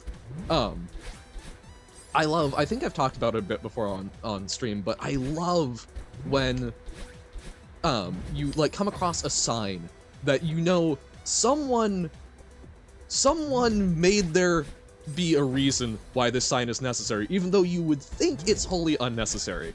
I was in a like auto parts store, and it was an auto parts store that had a dog. And so they had dog food and a bowl of water, and on the dog food bowl was a label that said, "Not for human consumption," which is ostensibly correct, but one of those, just kind of suspiciously specific things, like, I hope that most people can intuit that if it is food that looks like if it looks like it tastes like cardboard and is on the ground in a bowl, that it is probably for a dog, not for people. Oh, damn. At the summit? Hell yeah. I don't think I'm going to get a cookie, but fun. Gotta be a regulation of some kind? You would think, but I haven't seen that other places. So I asked. I went, hey, what's up with this? Because I particularly love when you get to learn the story. I will share the story. Also, thank you for the hydrate. Apparently, the reason why this particular store had this sign on their dog food bowl is not because of some sort of grander regulation, but because a customer came in. He was a older gentleman, and pointed to the dog food and asked, "Is it biscotti?" And apparently the person who was on shift at the time thought it was a joke, because you know what? I've worked customer service. People can be weird. I can get why you might interpret that as a joke to try and get through your day. So they played along and said, sure, of course it's biscotti. And the gentleman grabs some of the dog kibble off the bowl in the ground and eats it. And apparently did this a few more times throughout their interaction, because the poor customer service rep was just so confused and horrified that he didn't know. Oh no! He didn't know how to respond. Because, like, you want to say, no, sir, don't, but then you're having to say, no, wait, I thought you were joking. But yeah, so the long and short of it is apparently that was something where that was an incident, and to prevent any further potential lack of clarity, they said, we're labeling it. There is no uncertainty. We will not have another person come in here and eat our dog food. Which, yeah, that's just, it's lovely, stuff like that, where it's like, I could have so easily walked past or not asked, and I never would have known. But now I know some weird story that is obviously something that has scarred those workers. Was the dog food at least tasty? I can't imagine so. But, oh, that is honestly wonderful, isn't it? I love stuff like that. You're at the same point as me? Uh-oh. Don't worry, I've got some spare cookies from Christmas. I'll give you one as soon as the matter teleporter finishes charging. Thank you. Don't worry, I love baking more than I love eating, so I can make some for me. Why would the old man eat if it wasn't tasty? So there's this thing called different palates, Robert. Something can't really necessarily be objectively tasty. It can be agreed to be tasty by most people. Maybe this gentleman really liked the weird flavor of dog food. I say this as someone who has tried a dog biscuit before. I doubt that was the case. Damn it. But it could have been. Slash, maybe he just was happy to be getting free food even if it tasted terrible, but your dad is so old his taste buds kind of stopped working. Maybe that happens with some older folks, maybe. Yeah, like, I don't know, but I trust. I cannot think of another good reason for this store and this store only to have it. That is sufficiently strange to me that I'm willing to believe this. Your dad can scoop hot cocoa mix into his mouth dry without gagging? Oh dear. That is harder core than I am. That's wow. I will also share the other one that I always mentally pair in my head, of just sort of another one where I don't know the actual story, but like you can kind of infer. There is one particular store brand, which I shall leave unnamed, but there's a particular store brand who I was looking at their toilet paper because it was on sale, it was a better deal. I went, sure, well, we can look into this. So I'm looking at it, I'm reading their toilet paper package, because you know what, they write things on there. Crazy. And I was curious when I noticed that there was a customer satisfaction guarantee on it. One moment, focusing. Not focusing enough. There was a customer satisfaction guarantee on it, which, okay, fair enough. Which instructed people to, if you are unsatisfied with your toilet paper, please return the unused portion to the store with a few other instructions. But the inclusion of the word unused tells so much about, like, maybe there is definitely a chance that whoever was coming up with this packaging policy was thinking ahead. Perhaps they were a veteran of the customer service industry long enough to predict that this may come up. But I have to imagine that they weren't thinking that far ahead. That just screams to me an incident occurred and things were updated. I will never know, but that lives in my head. And I love stuff like that. Just the little things that you can notice that make you wonder so much more. But yeah, so it's, I guess that feeling for me it covers a kind of broad range. But yeah, I love little things that just make people re-examine the world, or noticing those small little things where it's like, I want to know what happened here, or I probably don't want to know what happened here, but I can take a pretty good guess. Trying to find a new solution because your old fix was too laggy? Yeah. That's the process of developing code now, ain't it? But yeah, so big agree, Corker. It's fun when there's stuff that just sort of makes you wonder, makes you re-examine, or go, I know. I don't know, but I know.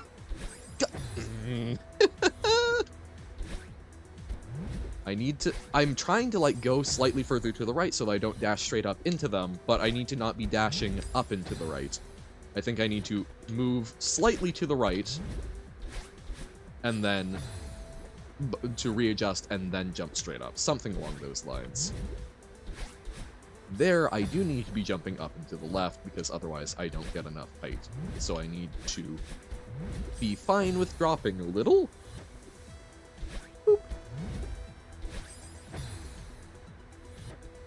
Bum. No.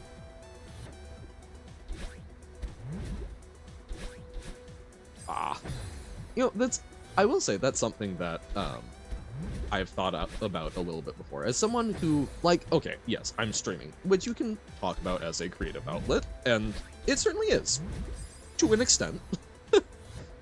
Because in a lot of ways, I'm not spending a lot of time editing, I'm not coming up with a whole bunch of gizmos and wang doodles to make stuff, like, extra fancy. It is creative in that I am exercising storytelling and so on and so forth, but, you know, a lot of times I'm also just making noises about the game. So it's not something that I view as, like, a massive creative hobby, I guess. Not to denigrate anyone else who feels that way about their own streaming, it's just, for me, it is something where it is more just finding a way to justify a hobby I already had and actually hold myself to account in playing some things I've been meaning to play and focus in on them. It's more meditative, I suppose. But when it comes to other things like drawing and making music and so on and so forth, I have dabbled a lot, but never found things that I'm super great at, super comfortable with. Carving a little bit of blacksmithing. I enjoy those, but I don't get around to them a whole lot. What I've kind of thought about in the past, though, as the closest thing I have to, like, a creative hobby or, like, an artistic outlet, is trying to find ways to get people to see the world differently. Because I love going for walks. And one of my favorite things to do is notice things a bit about the world around me, and then try and get other people to notice them, which can be a surprisingly difficult task sometimes. But, like, I don't know, I guess for me it's like, seeing a rainbow and getting people to look at the gosh darn rainbow. You would be amazed by how many people I have passed while it's raining, seen a rainbow and gone, hey, wanna see a rainbow? And they just shoot me a look like I am the most evil person in the world. It's just like, yes, I understand that, like, I too do not always want to interact with people, but there's a goddamn rainbow. Come on. Like, wonderful natural phenomenon. You gotta enjoy them while they're there. But, nevertheless, I continue trying, and have managed to get people to look at the rainbow who I think would have been too busy in their own little world otherwise. But getting people to just look up for a moment, or in some cases, look down for a moment. Getting them to have something that's a little bit outside what they would otherwise have. And I really enjoy that. But yes, it's, Robert is working on Bob Is You But puzzle script. Woo. Ah.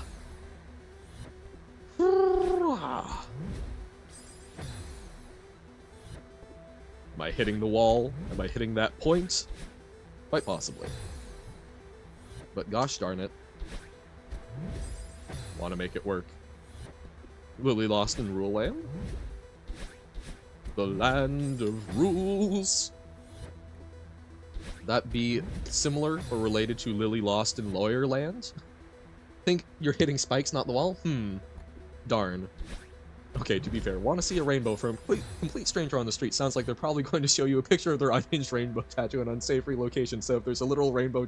Well, no, what I don't say, like, oh, want to see a rainbow, it's like, oh, excuse me, there's a rainbow over there, and I point.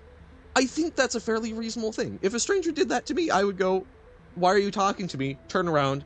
Oh, crap, there's a rainbow. Thank you, that's super neat. And that does work on some people, but there's a lot of people that I think are just, they've got their own things going on, which is fine. Like, I to be clear, this is not a, like, wow, I can't believe people can't see joy in their life. But it's just, it amazes me. It amazes me how difficult it is sometimes to get people to just sort of go outside their little bubble for a little bit. Because, like, I will say, there are some things that I totally understand. Hey, welcome in, Tim. Yes, I believe it is indeed 7B. Right, because, yes, 7 is Summit. For some reason, keep forgetting what the... Damn it! Ah! Alive Inc. played the cold game? Don't know. But no, like, I have the mic peaking his peak. Ayo. But no, that's sorry. It's on a roll with free association, but hey, Welcome in, Tim. How did your Celesting go? Because I was seeing, I couldn't tell what you were working on, but looked like you were doing some things. No, I totally get pretty good, yay! I totally get, like, when I bake cookies for pretty much everyone at my school, I can understand being a little distrusting of, hey, person that I've spoken to maybe once of times, would you like a free cookie? Yeah, that's weird. And I understand that. But I don't know, like, hey, there's a rainbow over there. That, to me, feels like a natural thing that people have probably, you know, that people have probably been pointing out to each other for a very long time. So, I don't know, it's just, it's a little strange to me that that's not... Oh, no, I could have tried rescuing that. But that's just not, like, as much of a done thing anymore. But I continue to try and find fun and creative ways to point out the little things to folks. Still on strawberry jam? Okay. Yeah, there's a lot of strawberry jam, isn't there? I forgot that you had moved on to strawberry jam with it, but yes, that makes sense. Part of why I like skiing so much. Almost everyone there is much more turned into surroundings, yelling random songs on the chairlift, cheering on the stranger who's afraid of rock. Aw! People notice the rainbow. Hell yeah. Well, and that's, I'll need to actually ask, I've got a friend who's, doing, ski patrol, which is super exciting. Especially, they are a very tiny human, but they're managing to absolutely rock it, which is so impressive to me. No, I love I think skiing is one of those things where words. There are certain things in the world where everyone has a little bit of buy-in to them. So, like, if you're on a college campus, you can be pretty certain that almost everyone there is also probably from that college, or at least somewhat related. There's some amount of commonality, which I think creates a really neat environment. At my robotics competitions, you're all there for the competition. I loved when Pokemon Go came out. The summer where everyone was playing Pokemon Go pretty much, so that if you saw someone on their phone tapping away, you go, I know what you're doing. And it created this sort of shared reality, this thing that makes it a lot easier to get your foot in the door and just interact. I love that. I love when we've got those sort of shared things that make it easier to overlap and be connected again. Which, I do want to read what you're saying, but I just, my little high horse for a moment. I think that's, I am someone who is obviously a big proponent of the internet. It's how I stay in touch with a lot of my friends. It's what I use, you know, for a lot of hobbying, and research and so on and so forth. The internet is a great place. One of the things that I think is a little bit unfortunate is that it allowed, it's a double-sided coin. On the one end, it allows people to be part of communities with like-minded people or people that share their interests the world over, which is so cool. I mean, this chat is full of people from all around the world. And, you know, we don't always know where certain folks are from. Hello. But, you know, that doesn't matter. We know that we've got folks from a whole bunch of different walks of life in different locales, which is so cool to me. But at the same time, I think that it, and specifically social media, are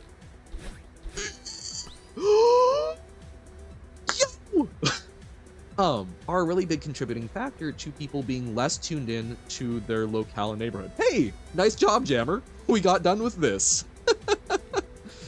First try, yeah. Summit 32 minute, let's go, hell yeah. A sub 32 minutes, nice. Congratulations. But yeah, I think the internet, it allows people to seek that community out much more broadly, and as a result, people don't spend as much time putting in that active effort to form communities based around where they are. Which, I don't think it's a bad thing that people are forming those communities elsewhere, but I do think it makes for a very different experience. I think that is, at least in my experience, part of some of the, like, social decline that we see. But, you know, yeah, I don't know, that is just something that I'm trying to find more ways to be connected with my local community again, because, like, I can't go out to, like, the local card shop anymore and such, but trying to find ways. Remembered it being much longer than it felt? Huh. I remember overhearing a little girl asking her dad why cell phones are called cell phones. He was like, I don't know. I thought to myself, oh, I know that. I should tell her. And then I didn't, both because talking to a little girl out of nowhere is weird, and also I avoid all interactions with strangers at all costs. No, I can understand that. It's because they work through towers that cover separate areas, and the area covered by each tower is called a cell. And that's why the towers are called cellular towers. I did not know that, but that does make sense. No, and that's absolutely, like, there are times where I don't interact. One of my most awkward times was I had to come into school early for a test, and it was a Friday, so I had baked a bunch of cookies, and a little girl, unattended, approached and asked for a cookie, which, as someone who at the time was a close to legally adult male, is not a comfortable situation. Like, people giving candy to young unattended minors is not something that's a good look. Which, yeah, so I talked to her a little bit. Fortunately, she did not want a cookie after I told her what was in them, but it was like, human decency, I want to be able to provide baked goods to this young child, but also, I was also just like, why is there an unattended minor? So I wanted to make sure I was keeping an eye out until a guardian came around. But yeah, no, it's rough. In that situation, that, like, overhearing, I probably, personally, because I'm a weirdo, would have chipped in and said, oh, I actually have an answer to that, to the adult. Mind if I share? You know, give them an out type of thing. But also, yeah, you know, like, yes, I understand not wanting to interact with strangers all that much. Humans are kind of hardwired for those shared experiences, and we've done ourselves a terrible disservice by culturally separating ourselves into productive little boxes. Yes! Agreed. Bum bum bum. Dun dun dun. Atomization caused by the internet is a well-documented phenomenon. Yeah, no, I don't think I'm saying anything revolutionary, but it's something where it's tough because I hate when people are like, oh, the internet is awful and bad. It's like, no, it's not. It's this great thing that allows people to connect. But I think it's one of the most common things that I figured out with, like, developmental psych classes is you always hear screen time is bad. It's terrible. And it's like, it's not. Using screen time to replace goddamn interaction and parenting, that's what's bad. Co-watching is just as good as most other forms of interaction. And that's, I think it's one of those things of, the internet is great in what it does, but when we allow it to replace some of these other things, or to the exclusion of other things, when we have the option to engage with it, because I know the internet has also opened up for some people who can't otherwise interact. I am very limited in my ability to interact right now, and I've been able to be social for multiple hours per day this last year by hanging out on the internet, which is awesome. But yeah, I think replacement is one of the biggest things. I wish approaching strangers was a more normal thing to do. Yeah, and I'm trying to learn how to do that again. Definitely not if they have headphones in, but yeah, just trying to, like, figure out how to make small talk with folks is weirdly tough. Question is whether it caused the atomization or revealed that the things we align over weren't actually things we wanted to align on. Possibly. See postmodern thought on the death of our collective narratives. I will definitely read into that. I think it was just more on the basis of, I do think I gravitate more towards the idea of it is something that people like to form like-minded groups, and before we had the option to go find like ideologies, like experiences, we were forced to find like locales. But internet kind of blew that up. A couple weeks ago, I went to a singles meetup thing, and once I had my drink in hand, I walked up to a random table and was like, can I join you, and introduce myself and whatever. People were like, that's so brave. Like, buddy, we're literally at a singles meetup, that is the point. Yep, but that's how ingrained this aversion to other people is. Yep. What would I call half a pair of scissors? Probably a scissor blade? I was actually looking at this recently because I was curious why pants was plural, and that was a result of how pants used to be constructed as basically two leg sleeves and then a combining thing. So it was the pant legs were each individual pant combined into the overall object of pants. A scissor is the correct answer. And I had seen that, but I don't know, to me it still feels wrong. I would want to call it a scissor blade or something, because, yeah, it just feels strange. Pant leg plus pant leg equals a pair of pants, yeah. It it feels strange because it's still a single object in how we think of them these days. Especially nowadays how they're constructed, really. Half a pair of pants is a pant, yeah. But the thing is, it's not half of a pair of pants because you also have the waist area. So it's not half. The object is greater than the sum of its parts, or at least the sum of its pant. Half a pair of glasses, though, is a lens. True. And that's, I think, part of why, like, scissor blade or pant leg feels more comfortable to me. Aside, the other half is a sword. I like that one, Uno. What is half of a parakeet? Dead? I mean, I can't assume that half a parakeet is long for this world. Or, oh wait, no, it's going to be a joke along the lines of it's a parakeet, so it would be a single keet. There we go. Half of water? Probably some sort of nuclear fission. Because there's 3 atoms in it, isn't there?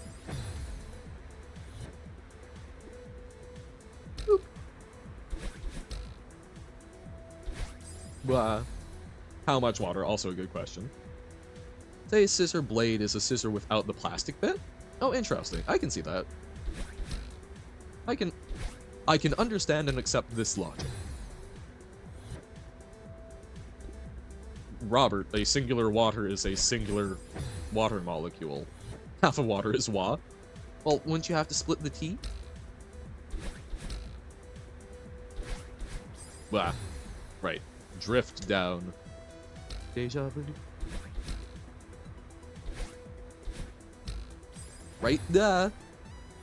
Not if you're British. True. What? This is fair. Wah with it. With the apostrophe. Hell yeah. A bottle of waters. Bottle of waters. It's fine. I haven't actually heard a British person say bottle of water, but watching Hololive, I've certainly heard Australians mimicking it.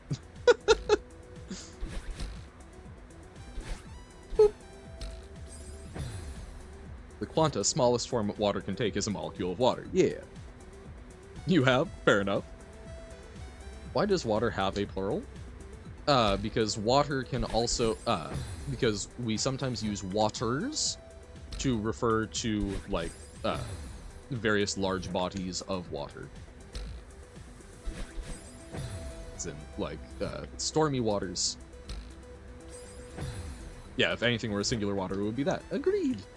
Multiple bodies of water. Yes! The 7 seas. Bum, bum, bum.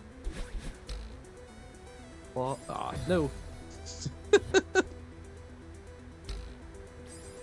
Because synecdoche, basically. Man, for the longest time, I thought that was pronounced synecdoche. And none of my teachers corrected me on it in school, which was really sad. I wonder how many people actually can name the 7 seas? Ooh, I don't think I could. Yeah, no, I'm bad with seas. I mean, I can name the 4 oceans, but... Because... I remember that there are some of the seas that aren't... There are some of the seas that count or don't, because, like, the Black Sea, the Dead Sea, Red Sea... But, yeah, no. I don't think I've got it. They were probably just biting their tongue not to laugh.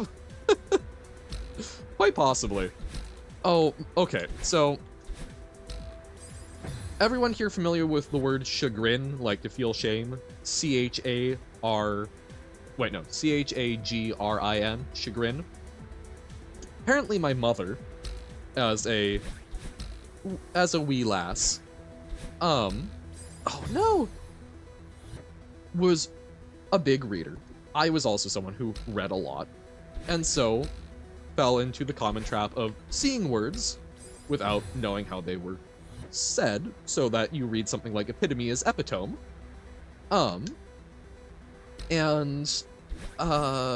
Basically, she was absolutely convinced that it was pronounced chargin. Yeah, I think chargin was how she pronounced it. or Chugrin, but I think she viewed it as Chargin, is what she said. And they were apparently playing a game of Scrabble at one point. No, right, no, I know that because it's Chagrin, not Chargin, but I think it's one of those things where you skim over it, and you go, oh, it's this. Seen the word written in fiction, but that's it, yeah. But yeah, so they were playing a game of Scrabble, and she was like, oh, I can use the word. Chargin. And her mother just burst out laughing. It felt merciless, and informed her, no, it's chagrin. And funnily enough, that made my mother feel very chagrined, and thus never forgot what that meant. I watched a video where they pronounced ASCII as ASC, and I couldn't handle. Oh no. Again, the first C, the second C, the third C. Very nice. And then the letter C's. Clear, concise, concrete, correct, coherent, complete, courteous. Huh. I mean, those are some good C words. Is that from something, or how many molecules of water do I think there are in a liter? Oh, I've taken enough chemistry to know that I'm not going to be able to guess well. 1,000 mole? That sounds about right, but I forget how much a mole is. I forget what the scientific notation form of that is. It's been a while. Boop. Boop. No! Ah ha ha ha! 2.688 times 10 to the 22nd. Wow. I'm gonna have to do some stoichiometry. Yeah! Reminds me of the time I was playing Hangman with my bro as a kid, and the word was acre. I saw the word and was like, what is acre? Mind you, I knew the word acre. No, and that's exactly it, because, like, for the longest time, I knew the word epitome. Like, I had heard that. But I always thought it was E-P-I-T-O-M-Y. And so every time I saw epitome in a book, I read that as epitome. I thought it was just like two separate ways to convey a similar concept, and it never connected to me that the E was pronounced. Epitome, yeah. No, I think that is one of the most consistent ones that I've heard people get wrong when they're learning English. Which I find that fascinating as like a not universal but a surprisingly common experience. What do moles have to do with water? As a form of measurement. Boop. There are some words I pronounce incorrectly for a humorous effect, and sometimes I just do it without even notice you're not saying. No, certainly. That's, yeah, I'm struggling to think of an example at the moment, but 100%. And yes, there are times where it's like, oh, I am in a professional setting. I should probably actually say the word correctly, but, well, is 6.022 times 10 to the 23 molecules and equivalent to 22.4 liters in STP. Well, standard temperature pressure. Ah, no! They live underground. What do they know about water? I mean, there's underground reservoirs. Boop. Boop. In fact, they probably know about how to avoid it. Only Portuguese like... Oh god. Largatia instead of lagartia. I remember you explained how to pronounce some of these in Portuguese better, and I'm not remembering any of it. Sorry. So, going with the sort of HX, like Mexico, makes a sh sound. So, largatisha instead of lagartisha. Okay. Lagartisha. Okay. Apparently it's defined by carbon-12. I assumed everything was defined by water.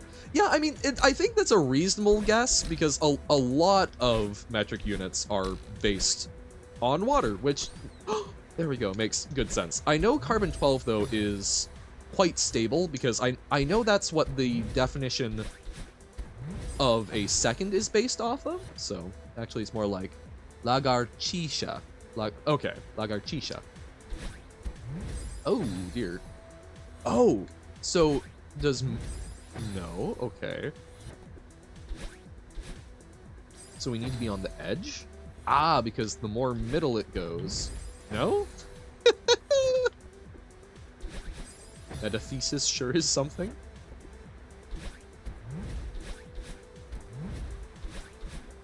Oh dear.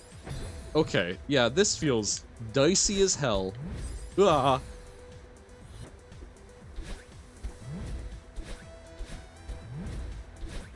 Oh no! New tech? Walking off of clouds? I suppose.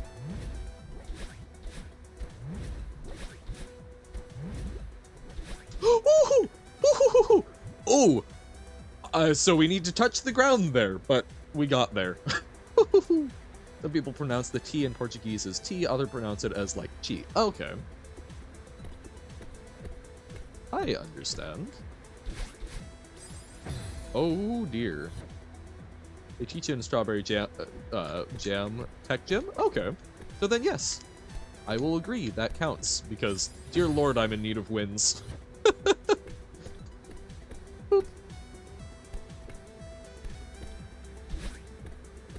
Okay.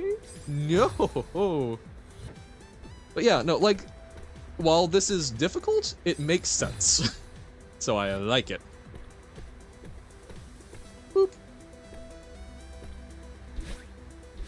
Oh, goodness gracious. Ah. I pressed too far to the right. Apparently carbon-12 was selected because it has an atomic mass of exactly 12 with an even split of neutrons and protons, as well as just being a convenient material to work with that has that property. So 1 mole equals the number of atoms in 12 grams of carbon-12. Gotcha! Walking off clouds isn't tech. Tim is thinking of immediately jumping off them so you don't get the boost. Ah. He pronounces ch sounds really only happen before I sounds. Okay, so it's one of the ones where it gets sort of modified, which I know English has, but I guess I'm a little more blind to those, but I think the first time I, like, recognized in a formal way that happens was learning a bit of Irish. Speaking of new tech, good luck soon. Uh-oh. That's ominous. No one has a cloud cancel, I think. Been a while since you checked the beginner gym. Oh, goodness.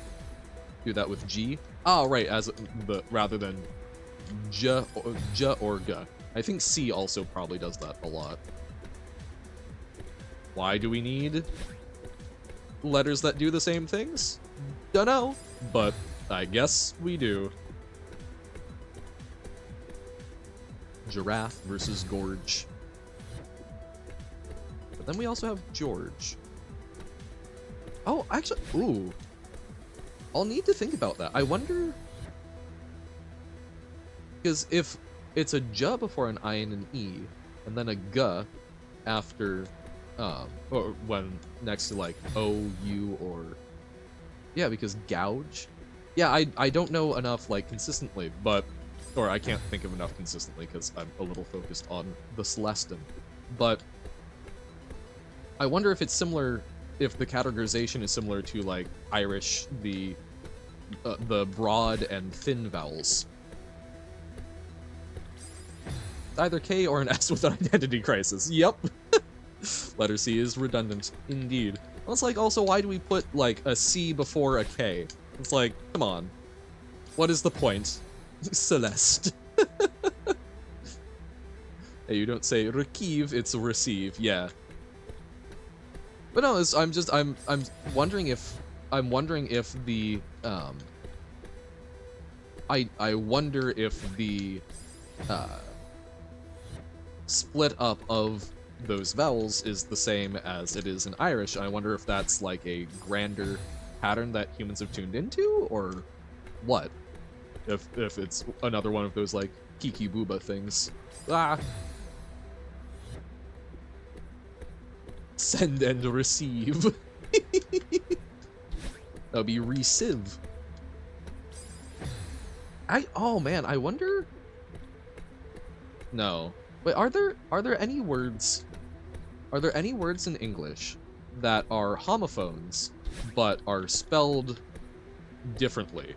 Like, that is something I could see as a potential reason for, like, being able to differentiate words that had the same sound, but that's also just stupid, so hopefully not? When the first sieve was insufficient. Me whenever I'm doing some sort of baking that requires sifting.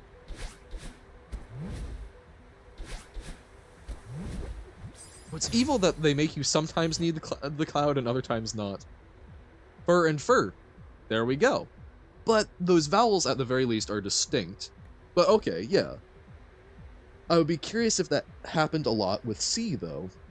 And Q and Q, yeah. But again, man, that's because you could do Q with a K there. Huh. Huh. Yeah, I don't know. It's I will need to think of that. Q, in your opinion, problem solved. Ayo.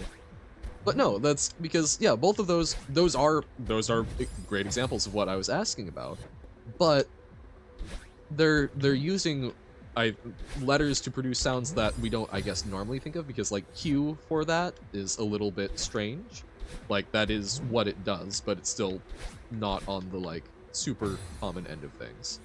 And then the U and I, like they are both capable of those, but then it's also, yeah, why is there so much vowel overlap? A liter of water is a kilogram of water, so 1,000 grams of water. Yes. Mole of water is 18.015 grams of water. Oh, wow. Okay. That's a lot less than I would have figured, but I guess carbon, yo. Spelling is arbitrary anyway, and you basically have to memorize how every word is written in basically every language. This is fair. I know at the very least in English, yeah, most spelling, it's basically just a formalized freeze. We finally froze in time all of the weird spellings that people were just kind of doing because, I don't know, it's not like there was a formal guidebook. So it's just sort of a weird frozen moment. I don't know. I don't think there was an actual raid, or at least I didn't hear the raid notif. I think Tim just popped in, which is good. Ah! Sometimes what I do as well is like, hey, let's raid out, let's check it out, and then sneak away! Yeah, no raid. Ah, terrible. No. Boop. Ooh-ah. Bum bum bum. Ba-dum bum. No. Maybe wrong, but I think that should be generally correct. Gotcha. 6.022 times 10 to the 23 molecules of water in a mole of water. Okay. Yeah, well, I mean, yes, because that's the definition of a mole. Boop. You forgot. That's fine. I generally speaking figure at this point, like, well, I will absolutely raid on over, like, on a Saturday when it's like, woohoo, that's where I'm going. It's also, I feel like at this point, if there's anyone from one of our channels that doesn't know the other, they are a rare creature. So people will trickle over if they feel like trickling over. Spanish is probably the easiest language to guess how a word is spelled based on how it sounds, but even then you can't do it for every word, especially in South American dialects that miss some of the sounds that exist in European ones. Huh. I mean, when you say... Hold up. How a word is spelled based on how it sounds. Okay. Well, I mean, aren't there some languages that are, like, very clear with, like, their syllabary? Because, like, I guess it's a little tough, because, like, Japanese, the syllabary, it really works pretty darn well, right? But it doesn't, a lot of the spelling results in kanji, so, that's fair enough. But, like, isn't Hangul, like, the Korean syllabary, fairly good about that as well? Painted Maggie, huh. Boop. Guessing a Mary Magdalene thing, knowing Binding of Isaac. Man, Binding of Isaac is actually how I learned the tarot cards.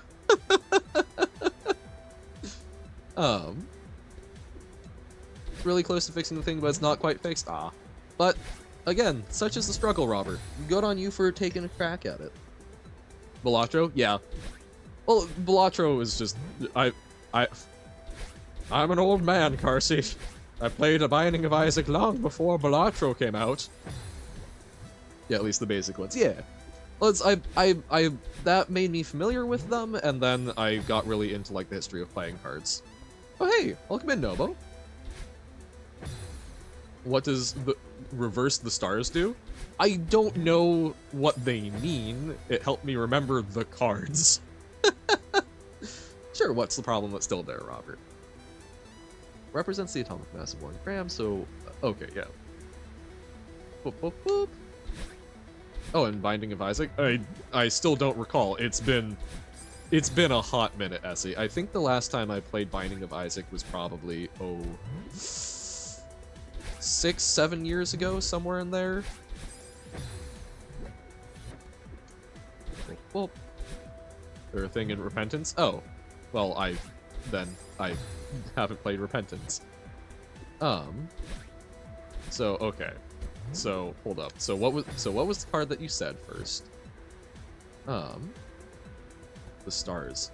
I'm trying to remember what the stars do in Binding of Isaac.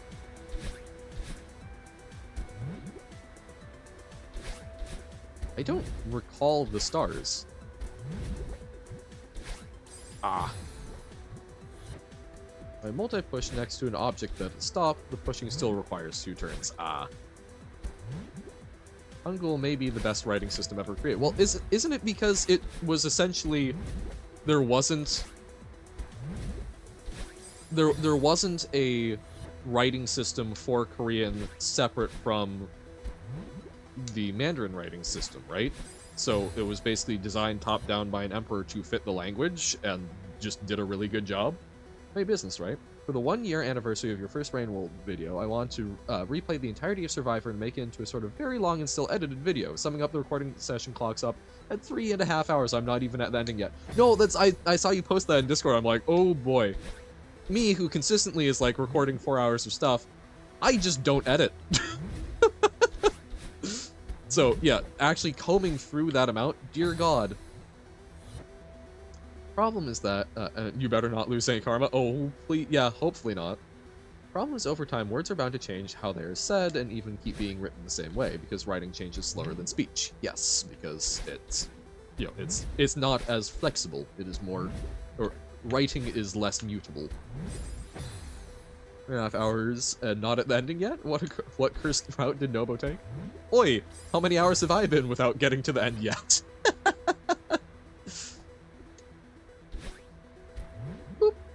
Writing system that actually represents how a language is spoken is just not really possible. I suppose that's fair, but like something that's representing the phonemes. Like if we just started writing all languages with IPA, would that still degrade? Do we discover new phonemes that we tend to use? True, it is my first playthrough, but still. Boop. You should be a playtester because you break every game. No, I think even I suggested that of, hey, if you are someone who is willing to sit there and poke at everything, the only sort of unfun part of that job that people forget about is you also have to be willing to write reports about it. And have to watch the Noho video? Hell yeah. But you don't want to have to poke at things? Well, then you don't have to. You don't have to go into that career. But I enjoy doing stuff like that. I actually, at my coding internship, they handed me, oh, we need you to document some tests for this page, and they got upset at me because I took too long. Because I actually created a checklist with everything I could think to check, and I only noticed like one typing error, but yeah, they did not like it because I did too much testing, basically. It's like, come on. You're telling me to poke at everything. I'm going to poke at everything. If you don't want me to poke at everything, don't tell me to write the tests for it. Hand me some tests, and then I can do those tests for you. But I think they were a little more glad of it later on when I recognized that no one had ever pressed the X button on the modals they were creating rather than the close button, and they had attached all of the basically they were making live changes to the model and then saving it, and then would revert to a copy of the original when you closed the window, was how it was set up, which is not great practice. but all of the reversion logic, reversion, not reversion, was tied to the close button rather than the X, and no one had bothered pressing the X button to close it. So I did, and I went, that saved the changes, and everyone went, what? I went, it saves the changes if you press X rather than close. But we're shipping this tomorrow. Well, then we should probably figure this out today.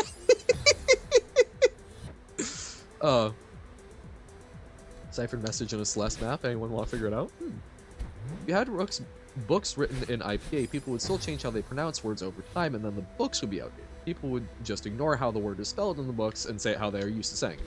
Okay, so it's not that the writing system would still be able to capture the possible sounds people would make, but what you're contending is that, oh, damn it.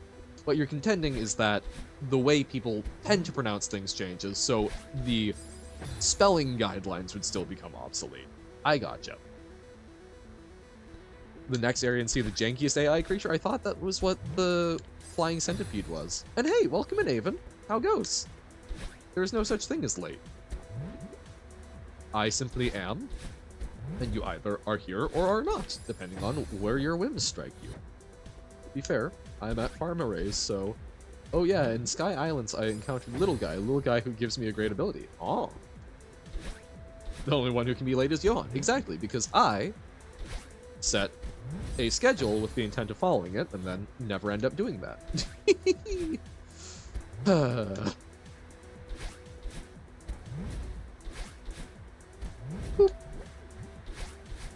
No. That's why I think spelling reforms are pointless. Gotcha. Twitch didn't tell that I was live? Oh no. Twitch likes to be janky. But no, that makes a lot more sense to me, quote. Because I was like, you could create a language that could capture the sounds, but right, it's that the way people choose to string together those sounds to represent concepts changes. Boop. There's one creature that is the king of jank AI. Gotcha. Evolution of Iama to Ima would be a contender for that bit. Yep. Well, I still think one of my favorite, like, contractions in the English language is won't, because of winnot. So, I will not to I winnot to I won't. Just winnot is such a goofy sounding intermediary, but I love it dearly. Ima. Boop. No! Too much. Wilt, winnot. I believe it was winnot with 2 N's for some reason. I'm gonna start saying winnot. Hell yeah. Well, that's also kind of fun when people like rediscover things and then sort of regress a language. Should I start a new YouTube channel now, or should I wait for a new PC? I mean, it's up to you, but the advice that I will give about doing streaming and such and YouTube is, for me, I have played a lot of games where I didn't record anything because it was a lot of work and time and to get it set up. And now that I do, it's super easy and I'm just kind of cruising. I'd say get started early, get started soon, even if it's not your best stuff, you're putting out something and getting practice. Boop. So, I'd say go for it. Boop. Just make sure you've done your research, you understand what you're comfortable with, copyright-wise, so on and so forth, all of that good stuff. But, yeah, I'd say sooner rather than later. You have a potato PC? So is your big concern, like, editing the videos and, like, being able to process that? Because, I mean, you can just do unedited stuff. At least for me, the biggest bottleneck with uploading to YouTube is usually the internet, but that's part of that is I've got to use a processor, but also you could totally do things where you just make sure that basically you can be more conscious of like when you're hitting record and whatnot to save yourself any sort of like cuts. It's lagging video and voice. Oh, so the recording itself is trouble for you? And then yeah, if it is something where it will not fully capture it, then yeah, maybe holding off. But even then, you can make stuff, you can make stuff to just practice, right? Yeah. I mean, like, yeah, that is something that's a little more unpolished, so that may be something that you don't want to, like, put out there. But, I mean, like, genuinely, like, that's up to you. That's up to your comfort level. But I'd say try recording, yeah. See how it goes. And even if you aren't posting them, just try sitting down and recording some stuff and getting comfortable with it. Boop. Bearable? Bearable. Wait, hold up. Like, the AI of Rain World is pretty good, except those guys. So for Downpour, you would think they would sort of rework the AI and make it better, right? No, they just added an option in the remix settings to make them more bearable in a very janky way. Great. Love that. But the lag will be unbearable? Oh, that's... literally, it's up to you. If it's unbearable to you, then don't put it out. You don't need to be, like, perfectly proud of any final product, because, I mean, goodness knows, 90% of what I put out, if I watched it back, I would die. But, at the same time... No! At the same time, I'm still fine with it. It's not something I'm embarrassed of, other than I find myself embarrassing. So, you know, it's all up to your comfort level. Thank you for the hydrate. Man, I want to get to Rain World, but also, it feels like we're so close. It'll probably just be a shorter Rain World day. Whoa. Boop. No! Don't know what you're gonna call the channel? Yeah, think about it. Because, I mean, I literally just went with Johan Plays Things for this part, but, like, I did have a fancier name. I had, Printing Press Revisited, which I still use for some of the social media stuff, because I would love to, at some point, do video essays. I still haven't had anything where I've, like, properly organized my thoughts enough. Although I did discover the other day, I was unfamiliar with Substack as basically a free hosting site for writing articles that you can then potentially get, like, subscriptions off of, which, again, would not be doing it for the money, but as a place to just sort of host it for free in a convenient place, I think would be quite sick, and might be a good intermediary step before having to also, like, plan out a whole bunch of visuals. Oh, we need to go onto the other side! Oh my god, I keep trying to grab onto the right side, and that's just so strictly speaking incorrect. I am a consummate fool! The type of editing you did for Quadruple T? Yes. So for Rain World, it's like that too, but slightly more unhinged, so your usual 2 hours of Rain World can be cut down to 9 minutes, so however long this ends up being is going to be cut down. Oh my god. Because, yeah, the type of editing you do know about, it's awesome, but I can see that's quite intensive. That's insane. Wow, your bet is that you're gonna end up having a 5-hour recording. Damn. Impressive. But no, I love your editing style. I would never have the patience for that, I don't think. Damn it. Boop. Boo-doo-boo-boo. But yeah, no, it's, so I might look into writing some stuff, actually, like, formalizing some stuff as articles, and, like, put it on a Substack, and then later go back and rework it for a more, like, video-friendly script, and figure out how to do visuals. Because that's, I think, not appearing with my face, and with the art style I have, I don't really know how to make the video aspect of the video essay engaging. And that was never my strong suit whenever I was doing, like, presentations. I am very much a get up there and talk and be animated type of person. Trying, yes. No, fully get that, Novo. I mean, even you know, even me, it's like, when I had a fully clear schedule for the better part of a year, I still ended up, being kind of late to it and such quite often, so. You know, it's tough to keep a schedule, especially when you are your own taskmaster. Boop. Streamed a grand total of 3, maybe 4 times in several years. Ayo. That is still more than quite a few folks. No! So remember my extremely modded Hunter stream that ended up being 4 hours long that you divide into 3 videos. I think that's something I'm trying to be a little bit better about when I'm doing the pre-records, is I want to shoot for closer to like an hour per thing, because I think those are just a lot more consumable, even if I'm not editing them. Just 3 hours is a lot to ask from someone when it's not like I think I probably lend myself to like background content when folks are watching the VODs. But it's still something where like, you know, it's not, if there are people who are watching it more for like active stuff, it is relatively active, and 3 hours is a lot to ask. So I think trying to shoot for closer to an hour, but I also tend to naturally sit down and play for a longer chunk, so trying to like remember to break it up a little bit is weird. Broke the game again? Oh no!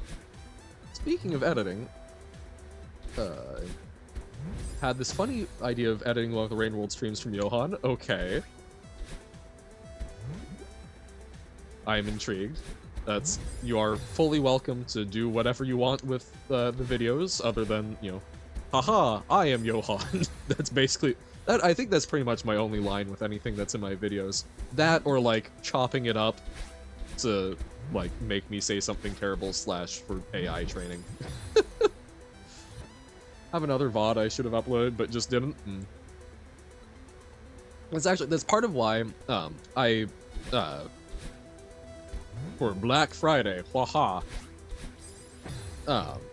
Love that Black Friday has become a thing on a lot of websites. Makes it easier to get some deals, even if I have perhaps some feelings about how it has affected a lot of commercialism. But got a wonderful Black Friday deal on a 2 terabyte SSD. So and the laptop I got had an extra SSD slot. So now I've got a lot of extra space. So that I can actually hold on to recordings and, you know, do stuff in batches a bit more, which is really nice.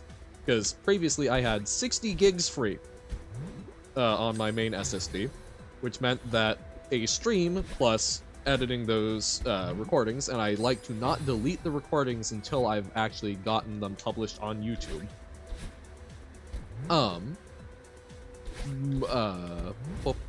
Words. Sorry. Gonna try and focus. God damn. Basically, that got, words. Yeah, so it would typically knock it down to, like, 30 or 40 gigs free, which is not great. Yeah, when they get to more than 90%, they get slow. I don't know if 90% is the exact threshold, because, boop. Like, the one everything was on... Okay, focused. No, we needed to thread that gap. Okay, but that's further than we've gotten. Because I think it was a 512 gig one, and I wasn't seeing slowdowns until I got into, like, the 20 gigabyte territory, but yeah, no, SSDs, fantastic and awesome until they aren't. But still, I think, a massive improvement on a normal hard drive. You're lagging your computer a lot. I had to uninstall a bunch of your games to get it to run properly. Yep. That was part of how I made the 60 gigs. Was uninstalling some stuff. Can I check video games quickly for something funny? We'll try and find a good spot for that. Sure. We probably need to give up on this and switch over to Rain World, but it's painful. Also, I need to swap my laundry. I typically try and do laundry on Fridays when I get home from work, but here's a fun little thing. Doing your bed sheets, man. I try and do that, like, at least every 2 weeks. Focusing? No! Um, I try and do that at least every 2 weeks because I hate going longer, but as someone who sometimes struggles with the energy to do some of those tasks, it can be tough. Especially if I typically do laundry late at night so that I'm not locking up the washing machine.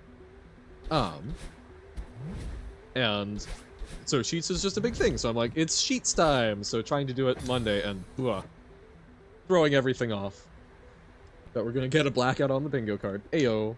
How do you do bingo? When you see the thing, you fill it in, and if you form a column, row, or diagonal, you shout bingo. And no, Avon, we've not been on this specific section for 2 hours. We've gone through, I think, like 3 other sections, or 3 other main sections. So, like, we've been making progress, but it is also a lot of bopping around. I think this is the one that's taken us the longest so far, but that might also just be because the present feels a lot longer than the past. Whoop. Yeah.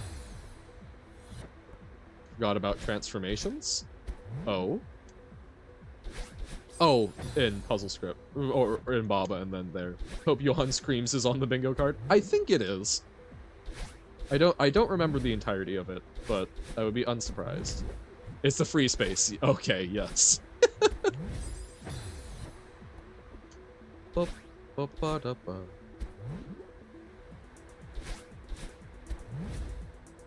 Wait, so does that mean could I be an absolute bastard and just do my best not to scream?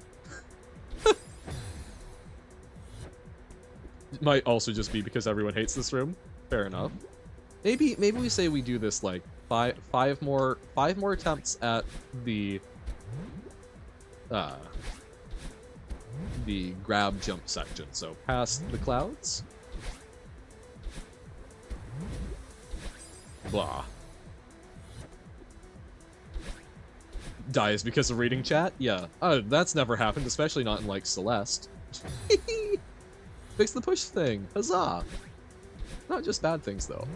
I have some things that are expecting good from Johan. And those are the hardest ones to get. You'll indubitably forget about it while in the middle of a long philosophical rant session and scream unwillingly. Yeah, that's fair. And it's like, yes, so I feel that the nature of man is oh god, why is there a lizard? Bum, bum, bum, bum, bum, bum, bum, bum, ba-dum, bum, ba-dum, bum. Oh, no! Okay. Come on, Johan! Get a goal! Don't choke! You've made progress, but can you leave it on a good note? I suddenly want a grilled cheese sandwich. This is unrelated to Celeste, but I made one last night, and it turned out quite well. Oh, I want another. Do it for the grilled cheese! Okay. Attempt 1.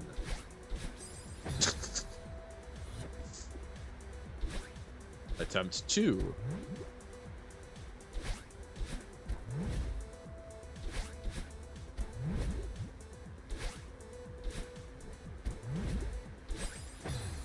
Attempt 3. Boop. Attempt 4.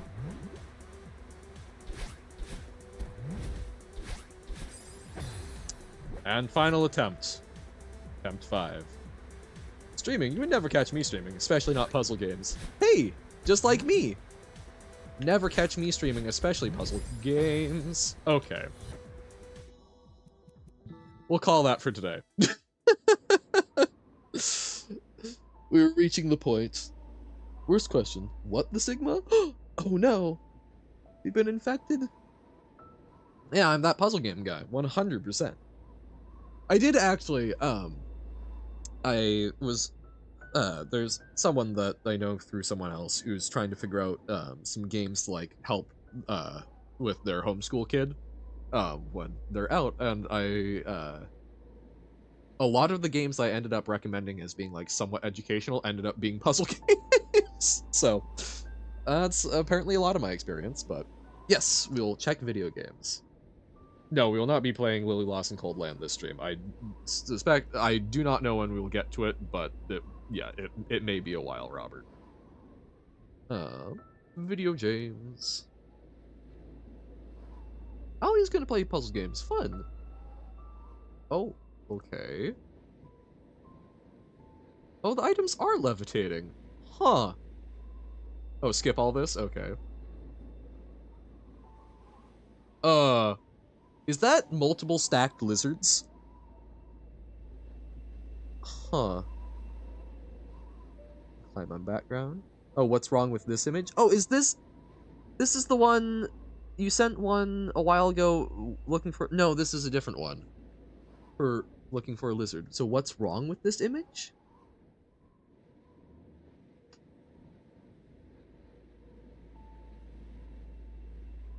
What is wrong with this image? Wait, is that egg upside down? That berry? That's a little strange. But that's the only thing that I'm seeing. Is that what it is, or?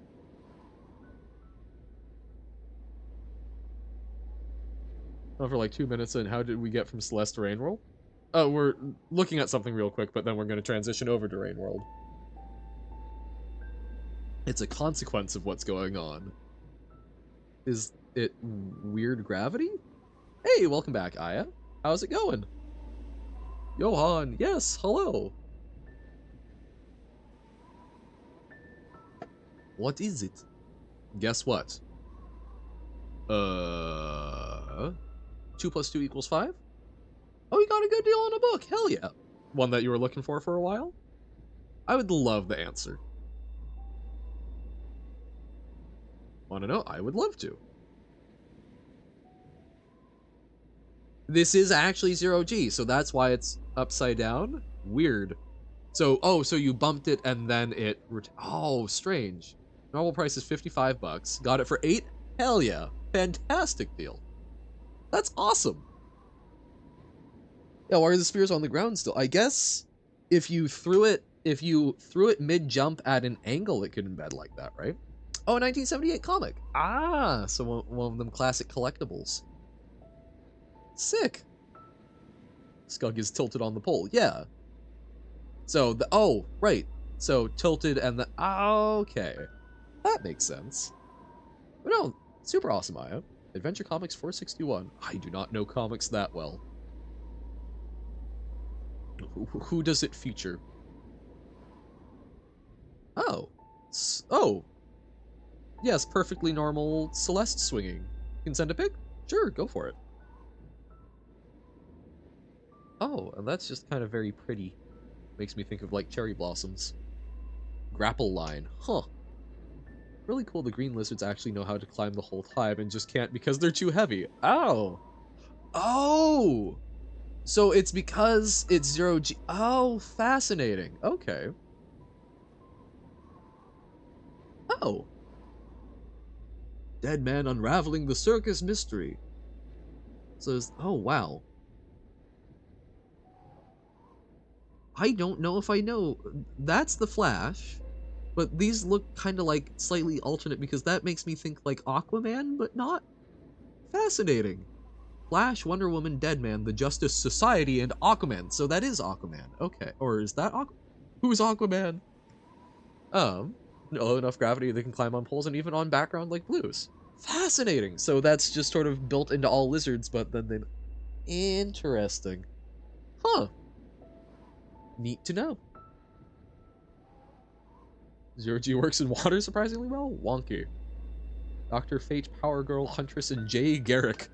I know none of these. Fascinating.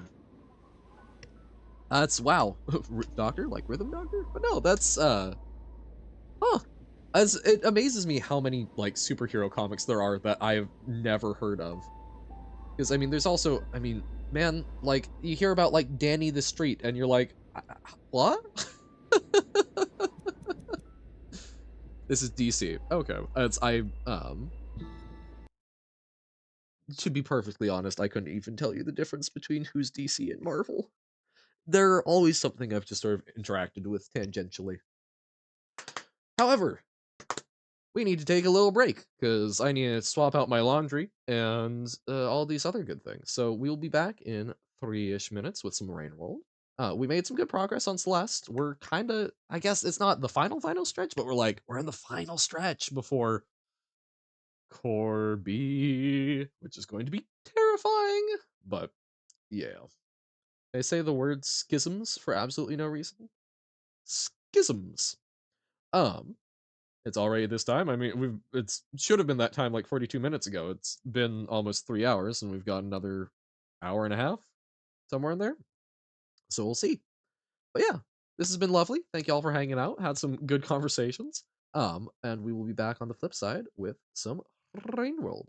Wait, why did I unplug my controller? I also need it for Rain World. I am a fool. In any case, be back in about 3-ish minutes. But for now, bye. Catch you on the flip side.